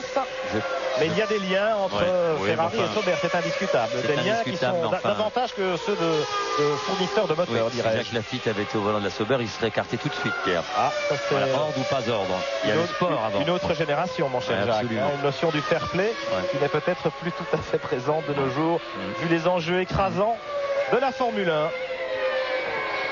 Fontana qui a d'ailleurs écopé aux essais d'une pénalité de $5 000 parce que justement il n'avait pas respecté la vitesse limite dans les stands. Il l'avait excédé de 17 km/h pour son retour. Le jeune Argentin qui était le pilote d'essai de Sauber et qui remplace ici Morbidelli qui a toujours mal au bras. Gianni Morbidelli qui avait été victime d'une violente sortie de route aux essais du Grand Prix du Japon, on s'en souvient. Beaucoup de débris sur la piste, Jacques, des petits morceaux de gomme. Il y a beaucoup de gomme, Pierre. Il faut dire que l'usure des pneus va être prépondérante aussi. En tout cas, Villeneuve. Je le sens pas bien, Villeneuve, en la voiture. Elle n'est pas. Tout peut encore se produire. On n'est même pas encore à mi-course. Et il y a encore sans doute 2 arrêts. 32 tours couverts. Oui, regardez, il bloque aussi ses roues au freinage. Il n'amuse pas la galerie. Non. Alors vous savez que de temps en temps, il y a des petites différences dans les pneumatiques et c'est tout à fait normal. Sur le comportement des pneus, alors souvent quand on s'arrête au stand, on repart à la voiture un peu moins performante. D'un train à l'autre, il peut y avoir des petites différences. Donc il faut se réhabituer, régler sa répartition de freinage et voilà. Alors le point après les ravitaillements du classement, vous le constatez, Frentzen a perdu des places, il a évidemment brûlé quelques cartouches en restant en piste jusqu'à la dernière limite pour gêner Schumacher. Et Frentzen en attendant il a perdu 2 places au profit des 2 McLaren Mercedes. Au 32e tour, donc Schumacher, on revoit le freinage où il bloque ses roues là, la roue à droite sur les petites bosses du premier virage. Schumacher, Villeneuve, Coulthard maintenant en 3e position. Il a passé Hakkinen dans les stands. Hakkinen est 4e, Frentzen 5e, tout ça est roue dans la même seconde. Eddie Irvine occupe la 6e place sur la Ferrari devant Damon Hill qui a perdu une place au stand également sur la Rose Yamaha. Berger 8e, Magnussen 9e, Olivier Panis 10e, Jean Alesi 11e, Herbert est 12e, Salo 13e, Ralf Schumacher 14e, 15e Nakano, 16e Fisichella. Les Jordan Peugeot vraiment pas à la fête pour leur dernier Grand Prix ensemble, associés, Jordan et Peugeot. Et puis Tarto Marquez qui ferme la marche avec Fontana, Verstappen, Katayama déjà à un tour. On approche de la mi-course, Jacques. Il y aura donc encore un arrêt, je dis bien. Une stratégie à 2 arrêts pour tout le monde. Bien sûr. Et c'est au cours de ce 2e arrêt que tout peut encore basculer. Oui, alors la course n'est pas finie. 2 secondes 8, il y avait 3 secondes et 5 il y a un tour, le tour précédent. Il y a encore des attardés qu'on va être obligé de doubler. On va encore les redoubler après les arrêts au stand, donc rien n'est fini. Beaucoup de choses peuvent arriver. Bon, évidemment, s'il y a 4 Ferrari sur la piste et 2 Williams, ça va être un peu plus difficile pour Jacques Villeneuve. Enfin, il est en train de revenir lentement mais sûrement sur Michael Schumacher qui, on l'a vu, est à l'attaque. Il bloque ses roues, il n'est pas à la fête le pilote. Regardez les trajectoires impeccables de Schumacher à l'intérieur. Regardez les chronos, vous voyez les écarts. Villeneuve qui reprend, qui grignote 10e après 10e. 33 tours couverts, 2 secondes et 8 dixièmes d'écart. Oui, rien n'est joué heureusement. Et le championnat du monde, on l'aura rarement vu se terminer de cette façon-là avec une bagarre aussi intense. Petit coup de chance pour Schumacher. Marquez vient de rentrer au stand. Et c'était lui encore, le jeune Brésilien, qui était dans la ligne de mire des leaders. 34e tour. Ça revient derrière, 2 secondes 3, il était 2 secondes 8 l'écart. Il a repris une demi-seconde dans ce tour-là. On va voir le temps au tour. Il vient de... une 24-7, une 24-2. Le contact visuel est bien fait. Je pense que Villeneuve doit avoir vraiment il est là. La carotte là, devant lui. Il est là. Mais il ne faut pas que le jeune pilote québécois s'excite trop. La course est encore longue. Rien n'est perdu pour lui. La voiture est rapide. Mais malheureusement pour lui, il se doit d'attaquer parce qu'il se doit d'être, vous le disiez tout à l'heure Pierre, d'être devant Michael Schumacher. Et ça va être difficile. Mais enfin, regardez. On parle d'expérience, Jacques. Michael Schumacher en est à sa 7e saison de Formule 1. Il a déjà gagné 2 fois le championnat du monde dans des circonstances parfois très, très houleuses. On se souvient de son premier titre en 94 chez Benetton. Jacques Villeneuve en achève seulement avec sa 2e saison de Grand Prix. Il a une 30aine de courses seulement derrière les ceintures. Même s'il a couru en Formule Indy aux États-Unis auparavant, ce qu'on peut dans une certaine mesure un petit peu comparer à la F1. C'est quand même cette différence d'expérience peut-être qui va faire basculer la victoire dans un camp plutôt que dans l'autre. Moi je le pense très sincèrement, si ce n'est que Villeneuve aussi prend beaucoup d'expérience. Et c'est vrai que la qualité de Schumacher, c'est d'abord cette année de Formule 1, c'est 2 titres de champion du monde, donc il n'a rien à perdre. Michael Schumacher, il est rentré chez Ferrari l'année dernière, il est là pour jouer son rôle, il joue son rôle à merveille. Alors maintenant il va être dur à battre, c'est clair, mais la Williams c'est une bonne voiture. Jacques Villeneuve, il a aussi l'avantage sur Schumacher, il l'a jamais gagné, il veut absolument l'avoir, il va peut-être prendre beaucoup plus de risques que Schumacher pour atteindre son objectif. Alors ça va être très intéressant de suivre l'évolution des 2 voitures sur la piste. Après le 2e arrêt, après le 2e ravitaillement de Villeneuve, il n'aura plus rien à perdre. Ça je peux vous le dire. On aura peut-être un final explosif. Mika Salo s'est arrêté et Marquez également. Ce sont les seuls qui sont en stratégie à 3 arrêts. Et ça dégage la piste devant Schumacher. Pas trop d'attardé maintenant. Et Villeneuve continue à attaquer. 2 secondes juste maintenant l'écart entre les 2 hommes. Dernier passage, une 24-36 pour Schum, une 24-11 pour Villeneuve. Nous sommes exactement à mi-course. 2 abandons, Barrichello et Diniz, les 2 Brésiliens. Derrière Schumacher et Villeneuve, toujours Coulthard 3e, Hakkinen 4e, les 2 McLaren Mercedes roue dans roue. Frentzen en 5e position avec l'autre Williams Renault. Il a fait son boulot d'équipier. Et puis Irvine, l'autre lieutenant, un peu moins utile pour Schumacher ici à oui, la course n'est pas finie. Damon Hill en 7e position, Berger 8e, Magnussen 9e sur la Stewart Ford Race Café, Olivier Panis toujours 10e devant Jean Alesi. On attendait un peu mieux peut-être des pneus Bridgestone et notamment d'Olivier Panis qui avait été très rapide dans la plupart des séances d'essai, y compris le warm-up de ce matin, sauf en qualification. Ouais, on était un peu trop souvent cette année. On était un peu inquiet quand même sur le comportement des pneus au fur et à mesure des tours. On ne savait pas l'usure. Il y avait beaucoup de graining, c'est-à-dire des petites vagues de pneumatiques sur la surface du pneu, ce qui n'est pas bon signe en général. Et regardez ici les deux McLaren avec Frenzen. Et il vire large, hein, Frenzen. Hakkinen était à cheval sur la bordure. Trajectoire un peu différente. Et pour un résultat à peu près identique. Et puis c'est le dernier Grand Prix, Jacques, avec les pneus slick, les pneus lisses. À partir de 98, eh bien, on roulera avec des pneus à rainure, des pneus sculptés. Oui, avec moins d'appui aérodynamique. La fin des années 60. Des voies avant-arrière plus étroites. On va essayer de diminuer la performance des Formule 1. Pourquoi? Pour tout simplement avoir l'occasion de voir les voitures se doubler non plus dans les stands mais sur la piste, parce qu'on espère réduire par la même occasion les distances de freinage. Aujourd'hui, la distance est à peu près la même d'après tous les pilotes, mais il faut savoir que ce ne sont pas les gommes qu'utiliseront ces pneus l'année prochaine et que les pneus vont être beaucoup plus durs et qu'on va réduire de beaucoup, à mon avis, la distance de freinage. Et puis bien sûr, la sécurité sera renforcée parce qu'avec la guerre des pneus, la concurrence entre les deux manufacturiers de pneumatiques, eh bien, les performances s'amélioreraient de façon exponentielle cette année. L'écart se réduit, Pierre, il est d'1,5 seconde maintenant au 37e tour. Et il attaque Jacques, regardez encore un petit blocage de roue à l'intérieur et on mord sur les bordures et on y va. 1,5 seconde entre Schumacher et Villeneuve au 37e des 69 tours de ce Grand Prix d'Europe de Formule 1 avec le titre mondial au bout du chemin. Et Villeneuve, malgré sa fièvre, la fièvre Villeneuve, qui est très célèbre au Canada, au Québec. Et bien ici, Jacques, c'est dans le cockpit, dans sa combinaison. Il doit transpirer à grosses gouttes, le pauvre, et puis, avec ses verres de contact. Ça ne va pas être facile. Et puis Pierre, il attaque, il aime ça, il aime la bagarre. Regardez, vous voyez, là, Schumacher est sorti un peu large. Vous avez vu tout de suite qu'il a ramassé de la gomme qui s'est la trajectoire instantanément du pneu dès qu'il a repris adhérence, mais quand même. La trajectoire, elle est unique. Dès qu'on met une roue en dehors, eh bien, on monte sur ces petites boules de gomme. Oui, ça va pas aller en s'améliorant parce que plus on va tourner, plus il y aura de gomme sur la piste.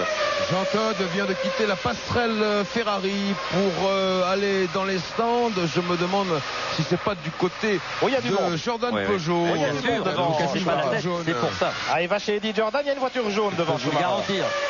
Et il y a une voiture bleue aussi, c'est Nakano. Il y a les deux Jordan. Il y a Ralf Schumacher, Nakano et Fisichella. Il y a du monde. Ah oui, ça c'est l'occasion ou jamais pour Jacques Villeneuve de revenir au contact. Jordan a fait signe à Jean Todt qu'il avait bien compris la situation. Il est branché sur Radio Todt aussi, c'est formidable. C'est un vrai manager, Jean Todt. Il ne laisse rien au hasard, il a complètement raison, je veux dire. Il faut tout tenter pour être champion du monde, c'est très difficile. Il fait son boulot, il le fait merveilleusement bien et vous l'avez vu là encore. Il n'a pas hésité une seconde. Une formidable volonté de vaincre dans le chef de tous les hommes chez Ferrari. Regardez ce peloton. Mais elle est inculquée, insufflée par Jean Todt, qui n'est pas vraiment un bon perdant. Il a gagné dans toutes les catégories où il a dirigé des équipes avec Peugeot, en rallye, en rallye raid, en tout cas, Ralf Schumacher a laissé passer. C'est Physico qui a laissé passer. C'est Physico, tant mieux, je préfère. Devant, avec Nakano. Et attention à Jacques Villeneuve, espérons que ça se passe bien pour tous les deux. On n'a pas envie vraiment. Bien sûr, on veut un vrai championnat. Voilà. Oui, parce que les enfants, vous savez que si regardez, rattrape Schumacher, ça c'est une chose, mais Physico. Le dépasser, c'en sera une autre. Évidemment. Attention au piège. Attention, Fisichella s'est écarté, Villeneuve est là. Devant Schumacher, il y a Ralf et Nakano. Oui, on sent la pression sur Villeneuve. Vous avez vu, il attaque, il en fait beaucoup. Nakano va laisser passer. Et laisser passer Schumacher. Oui, bien sûr. Alors maintenant c'est Jacques. Attention monsieur Nakano. Un petit coup d'œil dans le rétro. Non, ça mange pas de pain, mais il est très rapide quand même à l'accélération. Avec la Prost Mugen Honda. Et Villeneuve va devoir mettre plusieurs virages avant de reprendre Nakano. Et c'est pas une très bonne nouvelle. Dans la mesure où on se dit que Ralf Schumacher, lui, il va plutôt faire des politesses à son grand frère. Ça y est, bravo Nakano, il s'est passé. Voilà, Nakano qui s'est écarté volontairement. Oui, c'est bien. Alors voilà, qu'il est en bagarre avec Fisichella, bien sûr. Avec les deux Jordan. Avec les deux Jordan. Donc, allez, 1 seconde d'écart entre Schumacher et Villeneuve au 39e tour, à 30 tours de l'arrivée. Bon, qu'est-ce qu'il va nous faire, la Ralph, hein? Il va pas nous faire le coup du Nürburgring quand même. Oh, il y a de la fumée derrière la Jordan de Ralph Schumacher. Là, on revoit, voilà, Nakano, vous avez vu, volontairement, il s'est écarté, il est allé se mettre hors trajectoire, salir ses pneus. Il va perdre 4 secondes dans ce tour-là, Nakano. Chapeau. Surtout qu'il est en bagarre, on vous l'a dit, avec Fisichella et Ralph Schumacher. Et Ralph toujours devant Michael. Qu'est-ce qu'il attend pour se ranger, le petit Ralph? Ça y est. Voilà, c'est fait. Mais maintenant, espérons qu'il en fasse autant avec Jacques Villeneuve. Le contraire serait très antisportif. Mais évidemment, il y a l'esprit de famille qui joue aussi. Attention, c'est bravo, bon. bravo. Voilà, Jacques. Eh bien, formidable. On parlait du fair play des pilotes de cette génération. Faut pas parler trop vite. Faut pas généraliser. Non, mais enfin, là, il a sali ses pneus aussi. Il a sali ses pneus. Vous avez vu instantanément. Ralph Schumacher a donné le passage pas spécialement au meilleur endroit pour Jacques Villeneuve. C'est une façon d'aider discrètement son frère en tout cas. 40e tour, 1 seconde 7 d'écart. Il a perdu suffisamment de temps. Oh, ça fume sur la Ferrari, c'est fini. Il y a de la fumée devant Villeneuve. Il y a beaucoup de fumée dans la Ferrari. Il a allumé son pneu au freinage. J'espère que c'est ça. Ouais, je pense que c'est ça. Vous savez, il y a un deuxième freinage violent là-bas. Oui, bien sûr. Bien sûr, mais une fumée très... Oui, bien sûr, il n'y a rien en tout cas pour le moment. Il ne faut pas souhaiter ça, c'est très dommage. Il faut aller au bout. Il enlève une visière, une protection de visière, Michael. Et qu'est-ce qu'on dit chez Ferrari? Non, pas d'inquiétude. Ferrari, on se contente toujours d'observer la situation. Bien sûr, il y a beaucoup de tension dans ce stand, vous pouvez l'imaginer, mais on n'est pas ni enthousiaste, on est circonspect. Voilà. Et on revoit au ralenti depuis la caméra embarquée. Voilà, c'est bien ça, c'est un freinage. Ah oui, freinage. Il a bloqué les roues intérieures au freinage du deuxième virage. Michael Schumacher, plus de tort que de mal pour l'instant. 40 tours couverts, 1 seconde et demie d'écart entre la Ferrari et la Williams Renault. C'est le moment de refaire une petite pause avant de revenir à Jerez, plonger dans l'enfer de ce final à suspense. À tout de suite. Retour à Jerez avec Michael Schumacher dans les stands pour le deuxième ravitaillement de le montrer.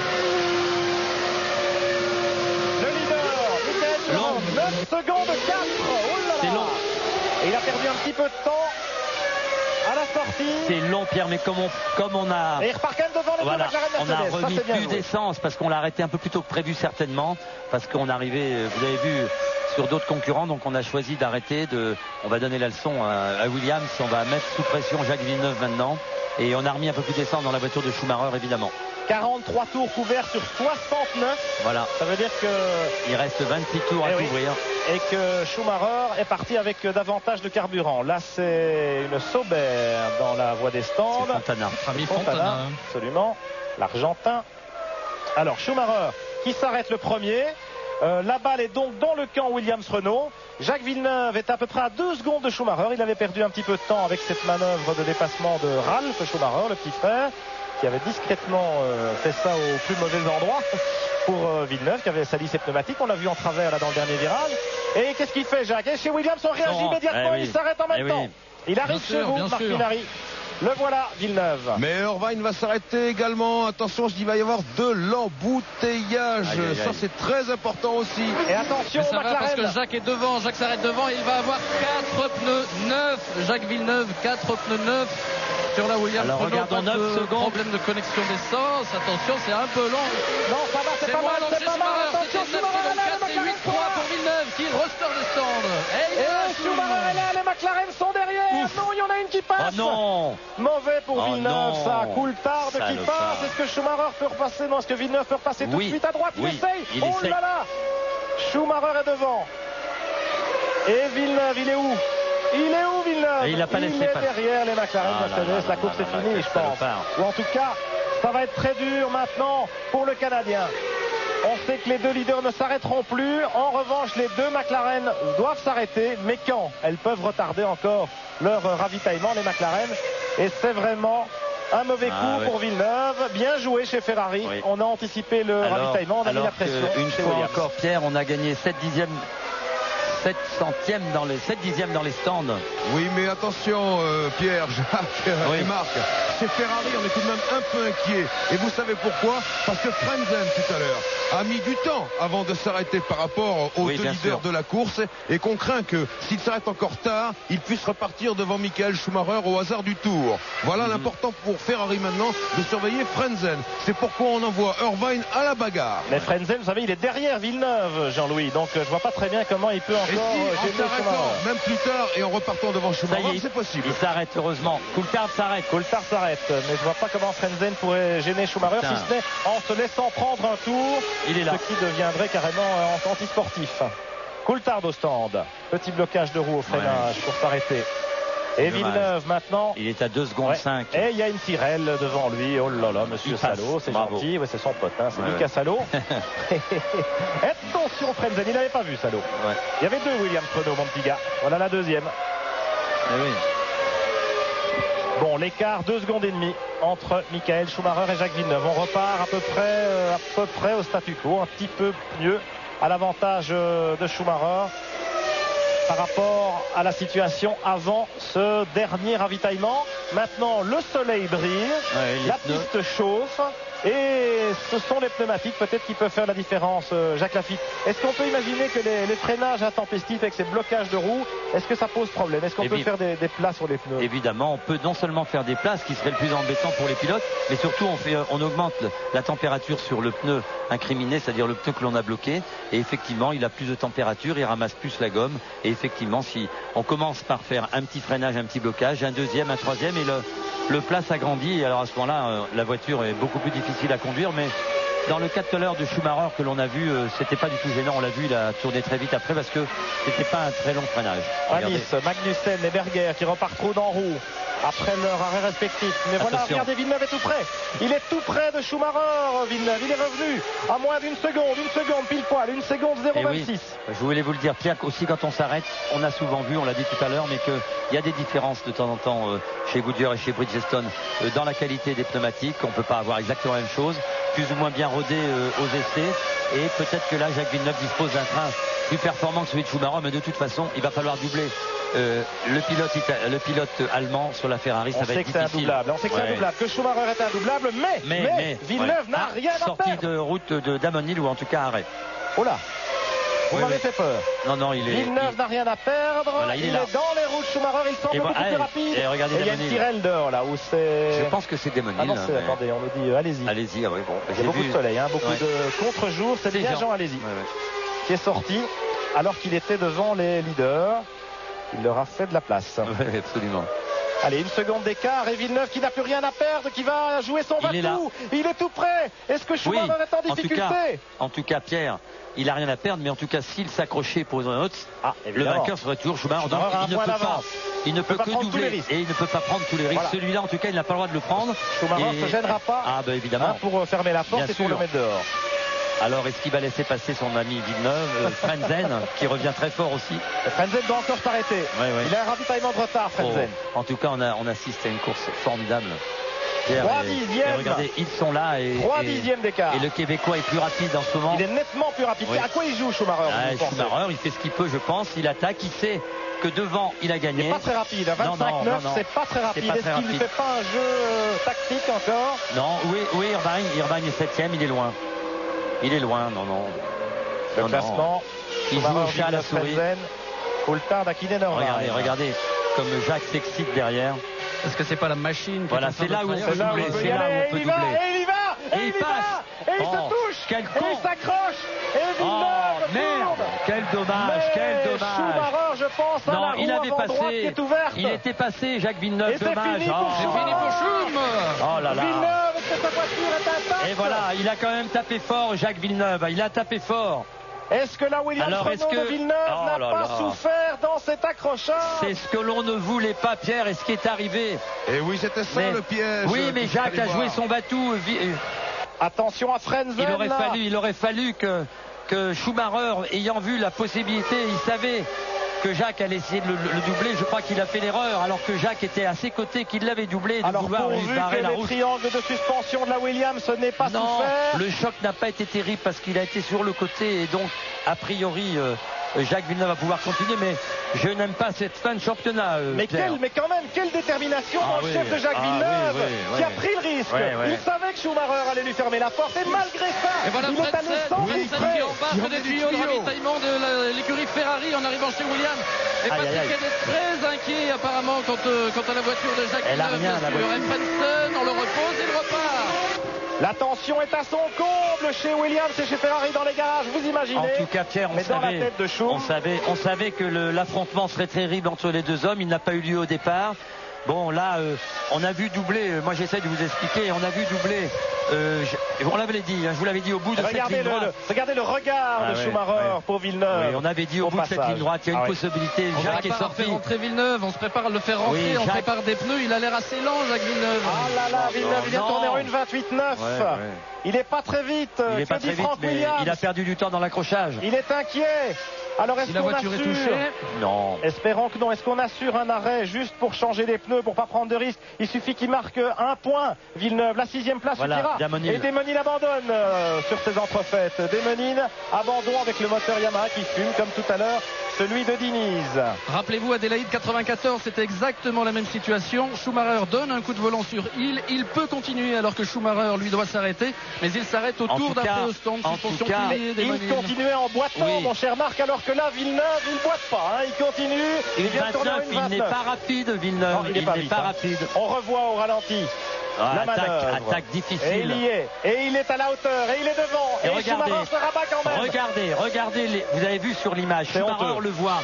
Schumacher tourne à gauche pour laisser passer. Puis il dit merde, il me double. Et on le revoit braquer. Alors attendez, c'est de bonne guerre, Pierre. C'est vrai, il vient de perdre peut-être son championnat là, mais Jacques est arrivé d'un peu loin. Regardez. C'est quand même un peu scandaleux parce que Villeneuve est devant. Il était passé. Et puis il avait une grande chance d'aller à l'extérieur. Et regardez.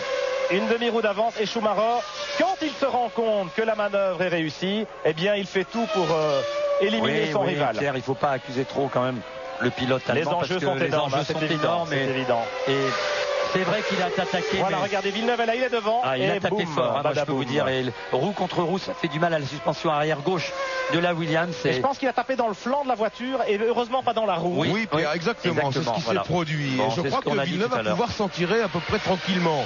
Tranquillement, on n'est pas loin parce qu'en 1,29. Il y a des clients derrière. Il y a Coulthard, il y a Hakkinen et il y a Irvine. Le 6e pour l'instant c'est Frentzen. Il est à 24 secondes. Bon, Frentzen évidemment il s'effacera pour Villeneuve. Panis qui est 7e est à 1 minute. Donc ça laisse toute possibilité à Villeneuve de s'arrêter, de changer de pneu éventuellement. Oui, mais c'est pas une question de pneu. S'il a un problème, ça va être une question de suspension, la direction peut-être qui est touchée. Direction faussée, peut-être le volant tordu. On va voir ça. Villeneuve, 50 tours alors qu'on revoit l'abandon de Demonil ici. Le champion du monde, regardez quel symbole. Dans le même tour, Villeneuve élimine Schumacher, ou plutôt il parvient à arracher la première place à Schumacher et donc la couronne mondiale. Et Demonil, au même moment, Demonil, le champion en titre, cède sa couronne, il cède le témoin. Et son approche Yamaha s'arrête. En tout cas, on savait le pilote québécois courageux. Il a fait preuve de gros courage parce que avec cet accrochage, il aurait pu rester sur le carreau. Il n'était pas champion du monde. Il a pris un risque terrible. Espérons pour lui qu'il va aller au bout de la course et qu'il va coiffer sa première couronne mondiale. Quelle formidable détermination dans cette manœuvre de dépassement, Jacques. Parce que c'est vous qui nous avez dit là où on peut dépasser, c'est au freinage de la ligne droite opposée. Mais il fallait être courageux pour dépasser là. Il avait quand même beaucoup à perdre dans ce dépassement. Mais vous savez qu'on n'a pas toujours été très sympa avec. Encore 19 tours, ça discute ferme chez Williams Renault entre Patrick Head et Frank Williams. Est-ce qu'on l'arrête ou pas? Non. Louis Schweitzer est là. On ne l'arrêtera pas. Non, il n'a aucune raison. On parle à la radio, c'est certainement Jacques qui va décider. Jacques tourne plus vite, il est en 1,27, il a pris 2 secondes. Non. Je ne crois pas qu'il va s'arrêter. Et pendant ce temps, la Ferrari est sur la remorque. Vous savez qu'on a beaucoup insisté sur Jacques, la fédération et les médias, sur la position de Jacques, les drapeaux jaunes à Suzuka, les drapeaux jaunes ici pour Napoléon Todt, c'est Waterloo. Oui, c'est Waterloo. On a tout fait chez Ferrari pour amener Michael Schumacher au titre suprême. On est désolé pour eux, mais c'est un grand champion qui est sur la piste, faut pas l'oublier. Attention, c'est pas tout à fait fini. C'est pas tout à fait fini, Jacques. Il reste 18 tours pour Jacques Villeneuve. Ça va être interminable. double, parce qu'un petit choc à une suspension, à une direction, des usures de pneumatiques peut-être plus élevées. Pour Jacques Villeneuve, vous savez, la course n'est pas finie. Et je ne serais pas étonné que Villeneuve, d'ici la fin de la course, renonce à la victoire dans ce Grand Prix d'Europe, laisse éventuellement passer les McLaren et se contente de marquer le petit point qui le couronnera champion du monde 1997. Il reste 18 tours et c'est le moment de jouer avec nous pour la dernière fois cette année au concours Top Position.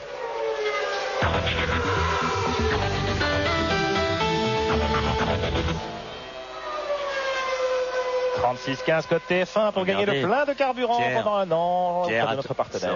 Allez-y, Jacques. Attention Pierre, regardez, Irvine est seulement à 12 secondes de Villeneuve, ce qui veut dire que c'est à peu près certain qu'avant la fin de la course, Eddie Irvine sera dans les fesses de Jacques Villeneuve. Bon, je peux pas croire, moi non plus, Jacques, mais la course n'est pas finie. On va se doubler encore. On est loin de la décision finale. On va peut-être voir la victoire de Coulthard ou de Hakkinen. Je crois qu'ils le méritent tous les deux. Surtout les McLaren Mercedes sont là. Voilà, elles sont là et Villeneuve tourne en 25. Ça y est, c'est fini. Il a repris confiance. Il a eu peur. Il a écouté. Il a écouté les bruits dans sa voiture. Il a contrôlé que tout allait bien. On doit être rassuré chez Williams. Il tourne vite. Il y a un garçon intelligent. Il n'y a pas plus de problème. Mais disons que la course n'est pas solide, finie. Un mental très solide, parce que là il a réussi une manœuvre absolument sensationnelle, parce qu'elle est doublée. Michael Schumacher lui-même, dans ces circonstances-là, chapeau bas à Jacques Villeneuve. Il l'avait déjà prouvé que les dépassements dépassaient Schumacher. Il n'y a pas beaucoup de pilotes qui seront capables de le faire. Souvenez-vous Estoril l'année dernière, où Villeneuve avait fait l'extérieur à Schumacher. Alors on va évidemment avoir beaucoup d'épisodes à drapeau écossais, drapeau québécois et drapeau écossais. On revoit l'accrochage, la tentative d'accrochage, j'ai envie de dire. Attention, le radiateur peut-être aussi dans le plan de la Williams-Renault. On va surveiller les températures certainement à la télémétrie chez Renault Sport, parce que pour Renault, vous savez, c'est la cerise sur le gâteau dont on parlait tout à l'heure. C'est tirer sa révérence en raflant la mise. On pourrait peut-être savoir s'il y a des problèmes de température. Ça chauffe non à gauche. Regardons le ponton n'a pas l'air d'avoir trop souffert. C'est plus de la carrosserie. Marc Minardi chez Williams Renault, quelle est la tendance? La tendance, sous réserve, parce que tout le monde ici serre les doigts, c'est que du côté là, on est chez les motoristes de Renault avec Bernard Hinault et Paul Schweitzer, le président de Renault qui revient. Mécaniquement, du côté de moteur, il n'y a aucun problème manifestement, aucune chauffe. Apparemment, on se veut rassurant sur le côté mécanique de la voiture. Maintenant, avancez un peu dans le stand. Pardon Thierry, on avance un peu dans le stand. Regardez, si ça c'est pas un Grand Prix en direct pour grand public, tout le monde est chez Williams et Frank Williams serre les dents. Et bien sûr, en espérant que la voiture, elle ira jusqu'au bout. Et apparemment, pour l'instant, on se veut rassurant. Jean-Louis Moncet chez Ferrari, je suis en train de courir parce que Jean Todt, pour une fois, a abandonné la passerelle de commandement pour se précipiter vers Schumacher. Schumacher qui maintenant rentre dans le motorhome Ferrari. Je vous dis pas la mêlée indescriptible, mais je crois qu'on ne l'aura pas pour l'instant. Peut-être il vaut mieux attendre un petit peu plus tard. Ok, merci Jean-Louis. Dès que vous avez Jean Todt en vue, ou évidemment Schumacher, eh bien vous avez la priorité. Alors, je voudrais dire que tout à l'heure, Villeneuve tournait pas trop vite. Il avait aussi devant lui, on l'a pas vu à l'écran, pas mal de voitures à doubler. Regardez cette image. Schumacher, le visage défait, la démarche fière, qui revient dans le garage Ferrari. La tête basse quand même. Et peut-être pas tout à fait fier il est pas de l'issue de cet affrontement. On peut utiliser le mot. On peut pas être fier. On peut pas être fier parce que indirectement, il y a eu un accrochage, on le dira à 50-50, comme ça on rassurera tout le monde. Jacques Villeneuve est sorti vainqueur pour le moment, en tout cas de cet accrochage. Michael Schumacher n'a pas encore perdu le titre puisqu'il a un point d'avance et que la course est encore longue, il fait chaud, les moteurs sont à rude épreuve, les pneumatiques et l'attention, on sait que Jacques avait beaucoup de fièvre, mais enfin... Nous sommes à 15 tours de l'arrivée. 15 tours de l'arrivée. Regardez les deux McLaren Mercedes. Coulthard Hakkinen. Ils sont à moins de 7 secondes de Villeneuve. Ça revient. Et puis regardez Eddie Irvine avec la Ferrari 4e à 12 secondes. Juste devant Gerhard Berger. Qu'on aimerait bien aller retrouver sur le podium pour son dernier Grand Prix. Il va être sur le podium. Paddy c'est 7e. Allez, Frentzen 6e et Paddy 7e. Herbert 8e. Magnussen 9e. Nakano 10e. Fisichella 11e, Salo 12e, Jean Alesi est 13e à un tour après son excursion hors piste. C'est chaud, Pierre. Je ne sais pas si c'est la cabine, mais alors si c'est la tension, mais on a chaud. On est cuit, mais je pense que beaucoup moins que Jacques Villeneuve. On parlait de température tout à l'heure, mais il y a la température du moteur, certes, mais dans le cockpit, ça ne doit pas être triste non plus. La fameuse fièvre Villeneuve, elle monte, mais pour Jacques, 26 ans, digne fils de son père Gilles Villeneuve. Vous imaginez quelle formidable destinée, quel fantastique moment. Déjà quelle carrière pour Villeneuve, parce que alors qu'il avait débuté très très jeune en Formule 3 en Italie, avec la pression de son nom, bien sûr, surtout en Italie, imaginez, ça avait été très très dur. Je crois que c'est là qu'il s'est forgé un mental extraordinaire. Il est parti ensuite s'exiler au Japon. Petit conciliabule entre Jean Todt et Ross Brown sur le muret de la direction de l'écurie Ferrari. Oui, parce qu'il vient de revenir sur la passerelle, Jean Todt, après avoir, je crois, contrôlé un petit peu Michael Schumacher. Bien sûr. Et on revient à Villeneuve. Regardez, Coulthard et Häkkinen sont tout près. Villeneuve, donc, après sa carrière en Formule 3 en dents de scie, eh bien, c'est son ami Craig Pollock qui l'a remis sur les rails avec une carrière américaine en Formule Atlantique et puis en Formule Indy. À 23 ans, il a gagné les 500 miles d'Indianapolis. Il est devenu champion de Formule Indy aux États-Unis, c'est-à-dire la Formule 1 américaine. Et puis, il a relevé le défi, le challenge de la Formule 1 que d'autres fils de champions avaient tenté de relever avant lui, comme Michael Andretti par exemple, mais aussi comme Damon Hill, qui sera son prédécesseur au palmarès du championnat du monde et qui était son équipier l'an dernier lors de ses débuts en Formule 1 chez Williams Renault. Villeneuve, Coulthard, Häkkinen. Alors vous pensez que si j'ai un garçon un jour, il va être 4e champion du monde comme son père. Voilà, comme son père en 1981. Voilà. Mais il est temps de s'y mettre pour nous faire un petit garçon. C'est pas proche. C'est très proche. Pas mal. Pierre et Jacques, il est quand même pas sorti d'affaire, non, parce qu'il peut pas lever le pied. Irvine est 11 secondes derrière l'Irlandais de Ferrari. Et oui, il a encore du pain sur la planche, mais heureusement, on ne peut pas être champion du monde comme ça très facilement. On a vu une course fantastique avec beaucoup d'imprévus, un dépassement osé, je dois le dire. Mais en tout cas, chanceux pour Jacques Villeneuve. Il est arrivé un peu plus rapide en sortie, très haute vitesse de pointe. Et on avait vu tout le week-end, j'ai fait remarquer que la Ferrari était plus lente en vitesse de pointe que Jacques Villeneuve, et que s'il y avait une possibilité, elle serait là. Et chez Williams, on a travaillé là-dessus. Oui, et il a joué crânement sa chance, Jacques Villeneuve, parce que il n'avait pas d'autre solution. Et bon, il savait qu'un accrochage, je me tue à le répéter, parce que on va souvent dire qu'il a certainement, les défenseurs de Ferrari et de Schumacher diront que c'est inadmissible ce qu'a fait Jacques Villeneuve, mais il a eu beaucoup de temps de le faire, parce qu'il pouvait y perdre beaucoup lui aussi. Et c'est pas fini, il attaque. On peut parler d'un dépassement ambitieux de la part de Villeneuve. Regardez-moi ça. C'est la course automobile. Il déboîte, il y va, et Schumacher n'y croit pas. Et puis il constate que Villeneuve est là, c'est trop tard. Et il redonne un petit coup de volant. Il redonne un coup de volant volontaire pour essayer de l'éliminer. Oui, mais c'est raté. Surtout quand on arrive comme ça, à cette vitesse-là, il vaut mieux s'écarter. Frank Williams, c'est imperturbable. Il en faut davantage pour le perturber. On va écrire beaucoup de choses là-dessus, Claire. En tout cas, il a fait un très beau dépassement. Et les deux hommes auront le temps de s'expliquer l'année prochaine. On les retrouvera évidemment tous les deux aux avant-postes. N'en doutons pas. On n'en doute pas. Je veux dire, encore beaucoup de chance. En tout cas, Schumacher a trouvé quelqu'un à qui parler, et c'est bon pour la Formule 1 et c'est bon pour nous et vous, les téléspectateurs qui nous regardez depuis le début de la saison. On va assister l'année prochaine à des bagarres incroyables. Jacques Villeneuve, prêt à entrer dans la légende. Vous avez vu le travers de Jacques? Eh oui. Il est toujours là et bien là. Nous sommes à 12 tours maintenant de l'arrivée et du sacre pour le pilote canadien. Les McLaren Mercedes sont là. 5 secondes.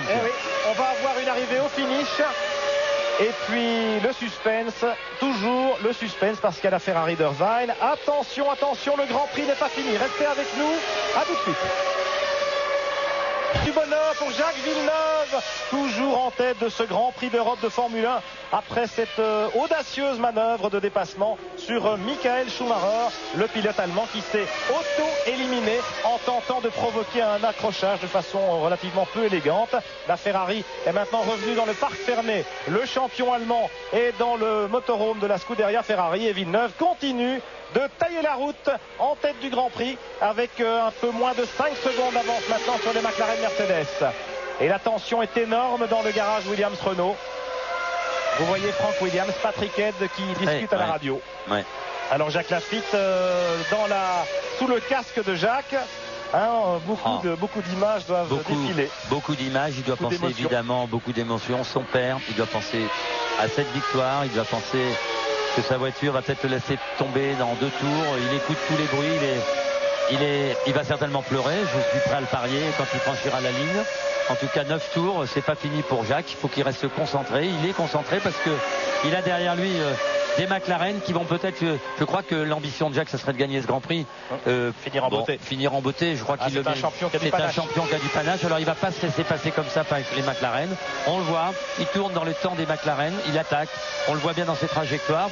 Il est courageux parce que une 3e ou une 4e, même une 5e place lui suffirait. Mais non, même la 6e d'ailleurs, puisqu'à un point il a gagné plus de courses que Schumacher. Il serait champion. Regardez. On retrouve peut-être une image. Oui. Une image, c'est la Ferrari immobilisée, Marc Minardi. Exactement, Pierre, au moment où on ramène la voiture de Damon Hill. Regardez bien, nous sommes au parc fermé, au pied du podium derrière. Regardez sur le ponton droit la marque de la roue de Jacques Villeneuve qui a laissé ses traces, bien sûr, sur la Ferrari de Schumacher lorsque celui-ci a donné son violent coup de volant à droite. La Ferrari est revenue au parc fermé. C'est très net, merci pour cette image. Marc Minardi, Eric Savoyot. En tout cas, c'est la confirmation que ce n'est pas la roue qui a tapé dans la roue arrière de Villeneuve qui a tapé dans la roue droite. C'était bien le flanc, c'est rassurant et c'est pour ça que le pilote canadien caracole toujours en tête. Voilà. Exactement, il a tapé sur le boîtier moteur qui se trouve sur le ponton gauche de la Williams, mais qui est apparemment protégé et qui n'a pas souffert de l'accrochage. Bah oui. Et Williams Renault va donc finir en beauté cette association qui a duré 8 ans avec pas moins de 5 titres mondiaux des constructeurs, plus les titres pilotes d'Alain Prost, de Damon Hill et de Jacques Villeneuve dans quelques minutes, si tout va bien.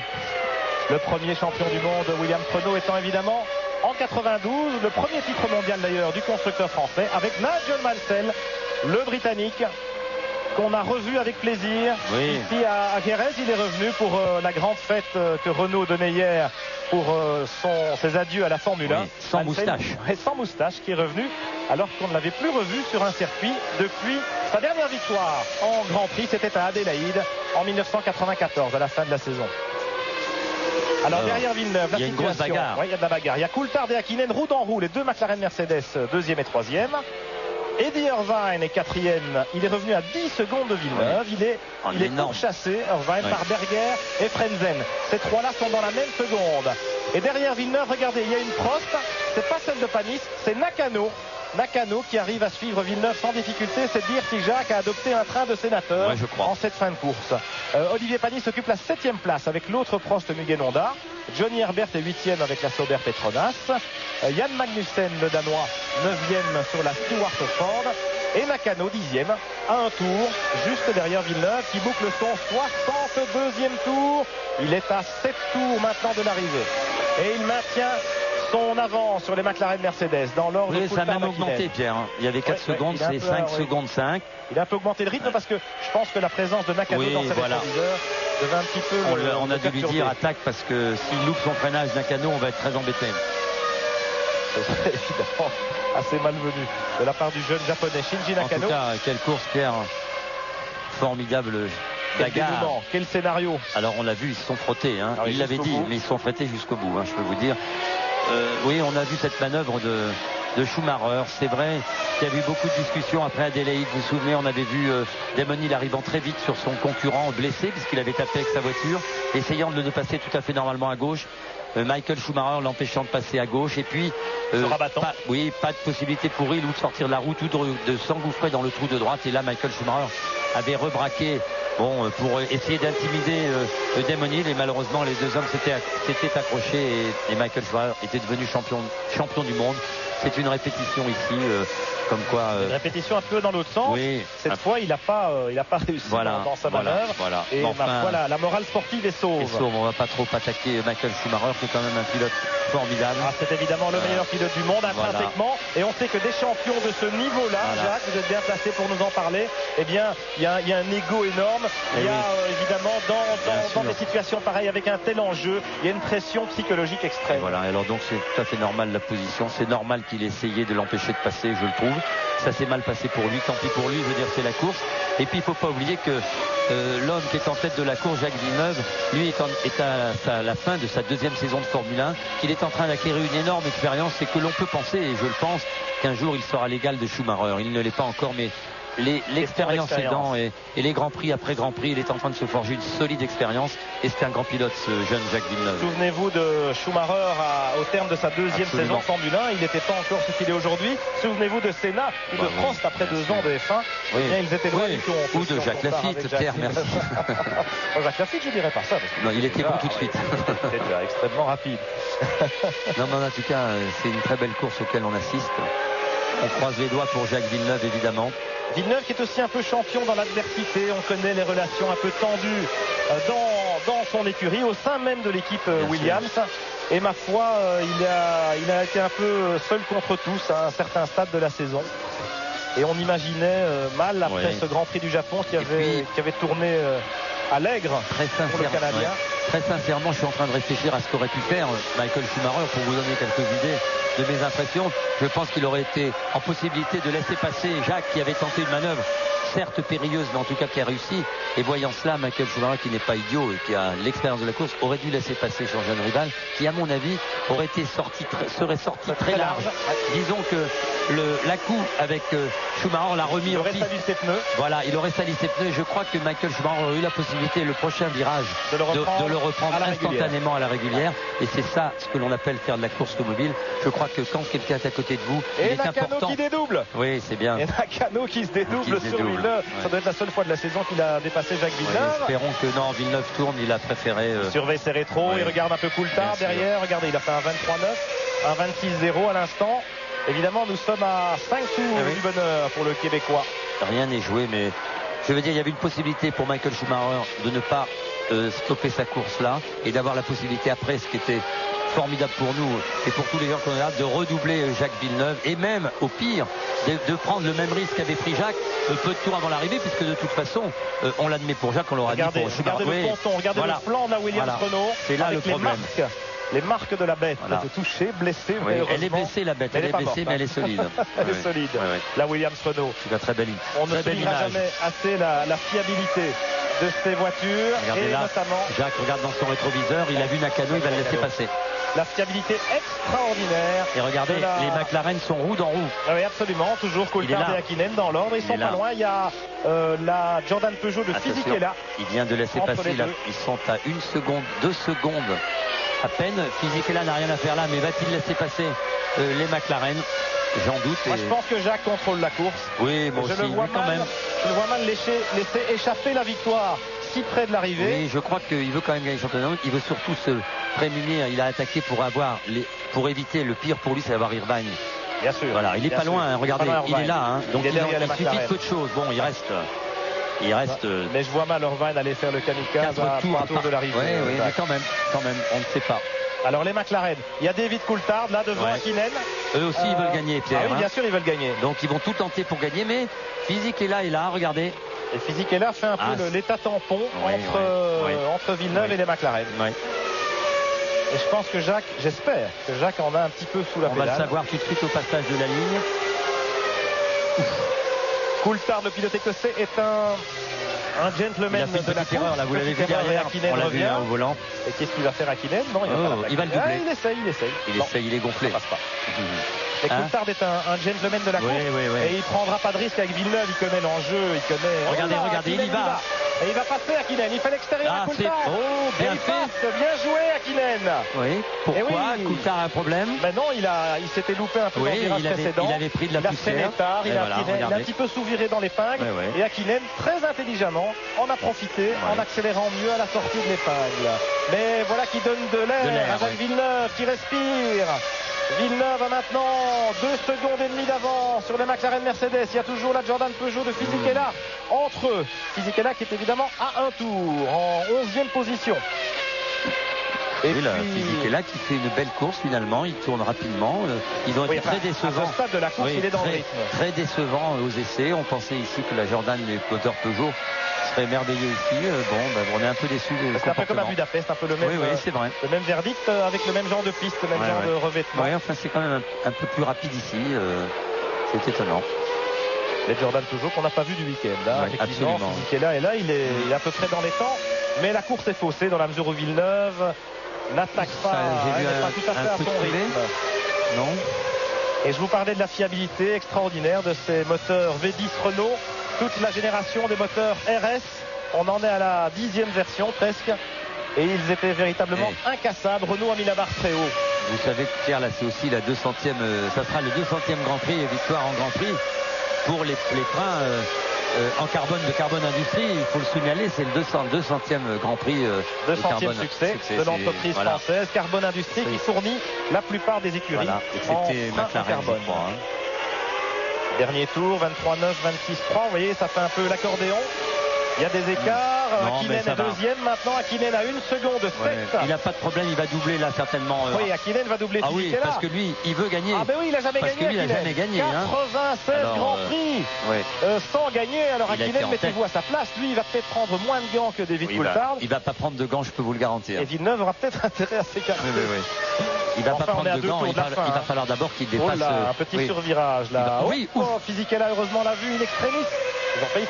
On vous l'avait dit, il y aurait. Attention maintenant, Jacques. Je crois que Jacques a course gagnée. On est à un tour de la fin. Un petit peu plus, un tour et demi. C'est pas fait parce que l'autre revient fort. Il veut cette victoire. Il la mérite. Et à mon avis, il va faire le forcing et je pense que Villeneuve va terminer deuxième, Pierre. Je ne vois pas Villeneuve résister à un mec.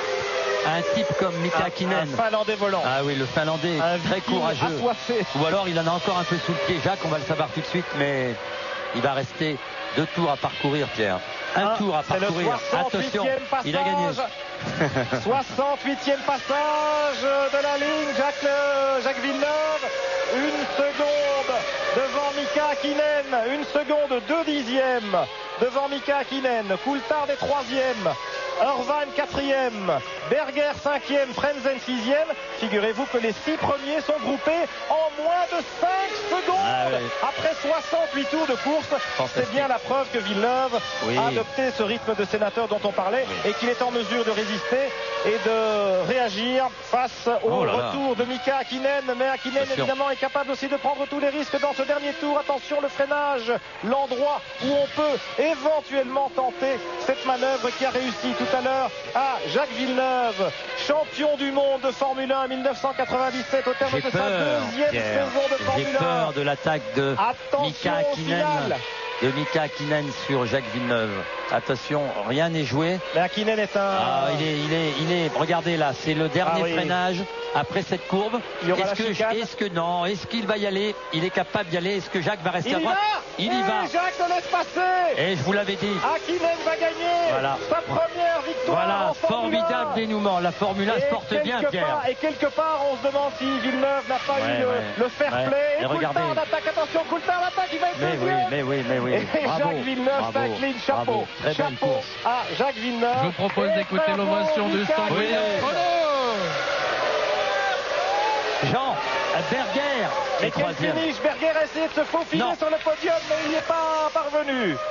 Victoire d'Hakkinen devant Coulthard, doublé des McLaren Mercedes dans le dernier tour de ce Grand Prix d'Europe, dans le dernier tour de cette saison 1997 absolument extraordinaire. Et Jacques Villeneuve est champion du monde de Formule 1. Williams Renault en termine en beauté pour le constructeur français. Regardez ces scènes de joie dans l'écurie britannique et on pense évidemment aux motoristes français, à toute l'équipe Renault Sport qui a vraiment œuvré pour ce succès sensationnel. Tout Renault Sport est avec toi, Jacques. Eh bien oui, pas seulement Renault Sport, soyez-en sûrs. Et Jacques Villeneuve doit être complètement soulagé. Une seconde pour Greg Pollock qui pleure de joie avec Jacques est champion du monde.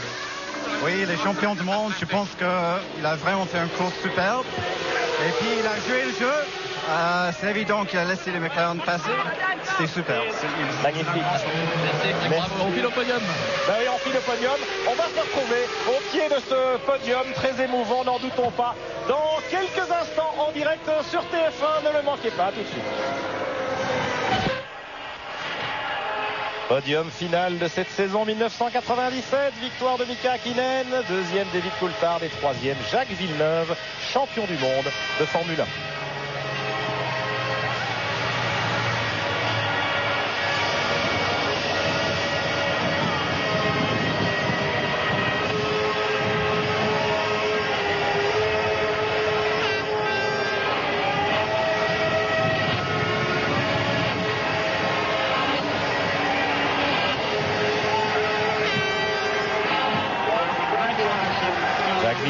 rayonnant, un sourire comme on en a rarement vu sur le visage du pilote canadien. C'est ça le sport. Ah oui, magnifique partie de sport cet après-midi. Jacques Lafitte avec Mika Hakkinen, un très beau vainqueur. Regardez tous les drapeaux finlandais. On ne savait pas qu'il y avait autant de supporters finlandais. C'est à l'autre bout de l'Europe, la Finlande. Imaginez, Helsinki, Jerez de la Frontera, et ils étaient là. Exceptionnel dénouement en tout cas pour cette finale du championnat du monde. La victoire d'Hakkinen qu'il a mérité. Le retour en force de Mercedes. Avec McLaren, ce doublé est formidable. Et puis regardez les cheveux blonds, les chevelures blondes des motoristes de Renault. Clin d'œil à la teinture des cheveux de Jacques Villeneuve. C'est pour ça qu'il est mort de rire, Jacques, notamment. C'est très sympa et c'est une manière, un clin d'œil formidable pour toute l'équipe Renault Sport qui tire sa révérence à la Formule 1 au terme de cette saison absolument historique. Et oui, Rinem d'Orgile, le drapeau canadien, la feuille d'érable et bien entendu le champagne, la cérémonie. Chapeau à Mika Hakkinen, un grand sportif, Jacques Villeneuve, qui a eu le fair play. Oui, je pensais qu'il aurait. Il la voulait peut-être, mais quand même, il savait que ce titre, après avoir fait, important. Voilà, après ça, il n'allait pas tout perdre dans un tour. Et Mika Hakkinen, imaginez que ça fait 96 grands prix qu'il a fait à ce moment-là. Et regardez, je sens que ce soir, chez McLaren, ça va être la fête. Pas seulement chez McLaren. Et chez Renault, il y a une grande fête ce soir pour les mécaniciens organisés par Renault. Je veux dire, je vais y aller, Pierre. On va aller s'amuser. Je pense que dans les boîtes de Cadiz, ça va swinger. Ça va être l'ambiance de fin de saison. Oui, dans les boîtes regardez de cette formidable image. Jacques Villeneuve. C'est le renouveau. Quelle émotion. Regardez. Et les pilotes McLaren, Coulthard et Hakkinen qui portent en triomphe le petit Québécois. Oui, il y a une mutation dans la Formule 1. Pierre est en train de se produire devant vous et devant nous, et c'est assez sympa. Ça, ce sont les pilotes dont on va entendre parler énormément dans les années qui viennent. Alors au pied du podium, Marc Minardi. On n'est pas beau comme ça. Super. Les deux ingénieurs de Jacques Villeneuve et la belle coiffure. Denis Chevrier et Jock Clear. On a eu très très peur pendant cette course. Racontez-nous comment vous l'avez vécu. Denis d'abord. On l'a vécu, on espérait que ça se passerait sportivement. Ça s'est effectivement passé sportivement dans la première partie de la course. Et puis ensuite, il s'est passé ce qu'on pouvait craindre. Et avec un événement absolument anti-sportif. Et Dieu merci, c'est le plus sportif qui l'emporte. Et c'est vraiment ce qu'on espérait de tout cœur, dans la mesure où Jacques a vraiment assuré sportivement une excellente saison. Et il mérite ce titre. Il a gagné 7 fois, il aurait pu gagner 8 fois aujourd'hui. Et il a fait 10 pole positions contre 4. Il n'y a absolument pas photo. Il est champion du monde. Regardez quelle équipe. Alors Denis, il a l'habitude d'être champion du monde. Vous, Jacques, vos premiers titres de champion du monde avec Jacques. Vous êtes quand même plus expansif, plus joyeux que Denis, non? Oui, mais parce que la saison est très très pression, très très difficile. Tout le monde pense que le Williams est très très vite. Aujourd'hui, nous avons vu la voiture est très très similaire. Mais la différence aujourd'hui est le pilote. Bravo à Jock Clear. Un tout dernier mot. Elle est solide la Williams, parce que le choc était rude. Oui, peut-être l'année prochaine, le Ferrari faut essayer un peu. Ok. Merci Jock, merci Denis. Il fait chaud là-dessous, je peux vous le dire. Oui, Marc Minardi, je peux m'occuper du président Schweitzer. Selon la formule consacrée, non, on n'a pas de moumoute ni l'un ni l'autre. Selon la formule consacrée, vous n'avez pas fait le voyage pour rien, président. Je dois dire, c'était si beau et c'est le meilleur qui a gagné. Vraiment, le pilote champion du monde, c'est le meilleur pilote et je crois qu'il l'a démontré aujourd'hui de façon tellement étourdissante qu'il faut lui rendre un grand hommage. Vous aviez cette tension au départ, vous ne pensiez pas que ça se terminerait comme ça. Tous les tours de la fin, quand on savait que la voiture de Villeneuve avait été cognée, abîmée et de savoir s'il pourrait tenir malgré cela jusqu'au bout de la course, c'était une tension épouvantable. Et je dois dire que dans l'équipe Renault, c'était une joie qui était inouïe. Enfin, j'ai jamais connu. Merci. C'est un bel adieu, président, un bel adieu. Mais peut-être un au revoir, vous me l'avez dit tout à l'heure.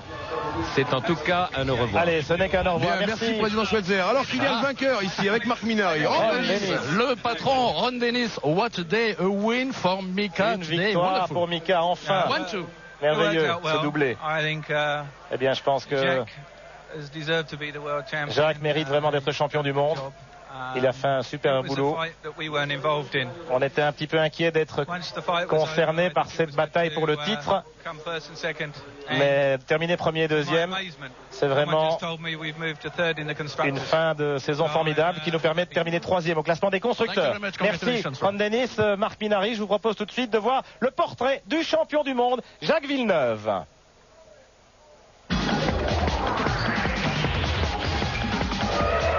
Jacques Villeneuve sacré aujourd'hui, c'est un rêve de gosse qui devient réalité. Tu t'amuses? Oh, beaucoup. C'est ton intention de courir? C'est ça que je veux faire dans le futur. Tu as des buts?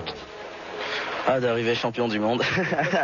Ses vrais débuts en monoplace, il les effectue en 91 en Formule 3 italienne avec 3 pole positions avant de s'exiler au Japon, toujours en F3 où il devient vice-champion de la discipline. 93 le voit débarquer aux États-Unis, il signe 3 victoires en Formule Atlantique, résultat qui lui ouvre grand les portes de l'IndyCar. Une année pour apprendre, il est d'ailleurs le rookie, le meilleur jeune, et une saison pour gagner. En 95, il devient à 24 ans le plus jeune champion de la catégorie, avec 4 victoires, dont les fameux 500 miles d'Indianapolis, et quelques frayeurs dont il sort à chaque fois indemne. Sa voiture porte le numéro 27, rendu célèbre par son père, Gilles, chez Ferrari. Gilles, un mythe qui a trouvé la mort en 1982. Je suis fier d'aider son fils. Il a accompli énormément en course automobile et ça sera toujours une légende. Et même si je gagne 5 championnats du monde, ça ne changera rien. Je serai toujours en dessous de lui ou enfin, ça ne sera pas comparable. Né à Saint-Jean-sur-Richelieu au Québec le 9 avril 71, Jacques grandit à Monaco et en Suisse où il étudie en internat. Son passage en Formule 1 l'an dernier fait de lui une vedette. Premier Grand Prix en Australie dans la meilleure écurie Williams-Renault et première pole position.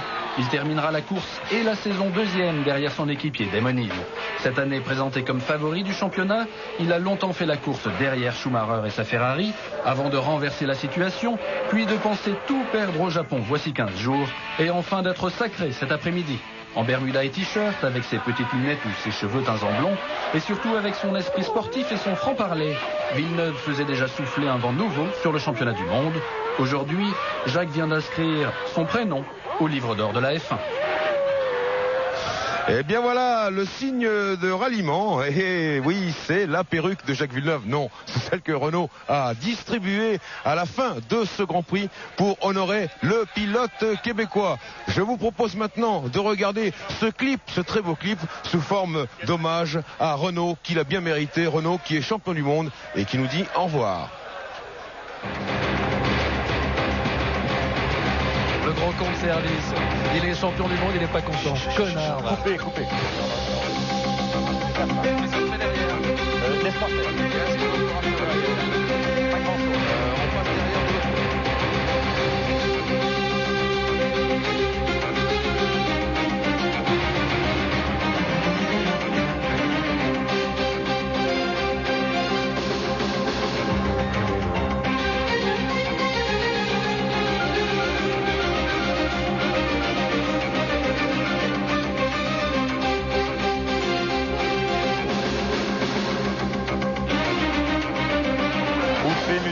bouffée de bonheur dans ce garage Williams-Renault au moment opportun, c'est-à-dire au moment où Jacques Villeneuve, regardez ce sourire, décroche ce titre de champion du monde après avoir offert la victoire de façon très chevaleresque à Mika Häkkinen, le pauvre qui n'avait jamais gagné en Formule 1. Tout de suite les classements de ce Grand Prix d'Europe en guise de rappel alors que Jacques Villeneuve est dans la salle des interviews. On l'écoute peut-être. Rappel du classement, les 6 premiers qui ont terminé en moins de 5 secondes. Jacques Villeneuve. And because when I overtook Michael, en anglais, bien sûr. I wasn't really surprised à propos de ce dépassement. J'étais pas vraiment surpris quand il a fermé la porte. Je l'attendais un peu. Je prenais un grand risque. On aurait pu se toucher les roues et j'aurais pu décoller en l'air. Ma voiture était très étrange. Après, son comportement avait beaucoup changé. Elle était moins stable. J'ai attaqué un peu pour reprendre le large. Et puis, évidemment, j'ai géré la course. Nakano m'a un petit peu gêné. Tout le monde est revenu sur moi. Et dans le dernier tour, je me suis dit que Häkkinen avait été sympa en début de course de rester en dehors de notre combat et qui méritait de gagner ce Grand Prix aujourd'hui. Vu la manière dont ma voiture tenait la route, c'était pas la peine de tenter de résister. J'ai pas vraiment combattu dans ce dernier tour. Merci Jacques Villeneuve. Chapeau en tout cas au champion du monde de Formule 1 1997. Tout de suite, les classements, on les a vus. Le classement final du championnat du monde. Eh bien, regardez, on revoit tout ça. Villeneuve 81 points, Schumacher 78, Frenzen 3e et puis ex-aequo Coulthard et Jean Alesi 4e, Berger 6e. On se retrouve bien sûr pour la Formule 1. Eh bien, l'actualité continue tout au long de l'hiver sur TF1. On retrouvera peut-être Villeneuve et Schumacher au Master Karting de Bercy les 29 et 30 mars, organisé par Philippe Frey. Jacques Lafitte, merci de nous avoir accompagnés tout au long de cette saison. J'étais très heureux et merci à tout le monde de nous avoir écoutés parce qu'on a vécu un championnat fantastique. À l'année prochaine, Jacques, et puis merci à tous, à toutes les équipes de TF1 qui ont œuvré cet après-midi et tout au long de la saison.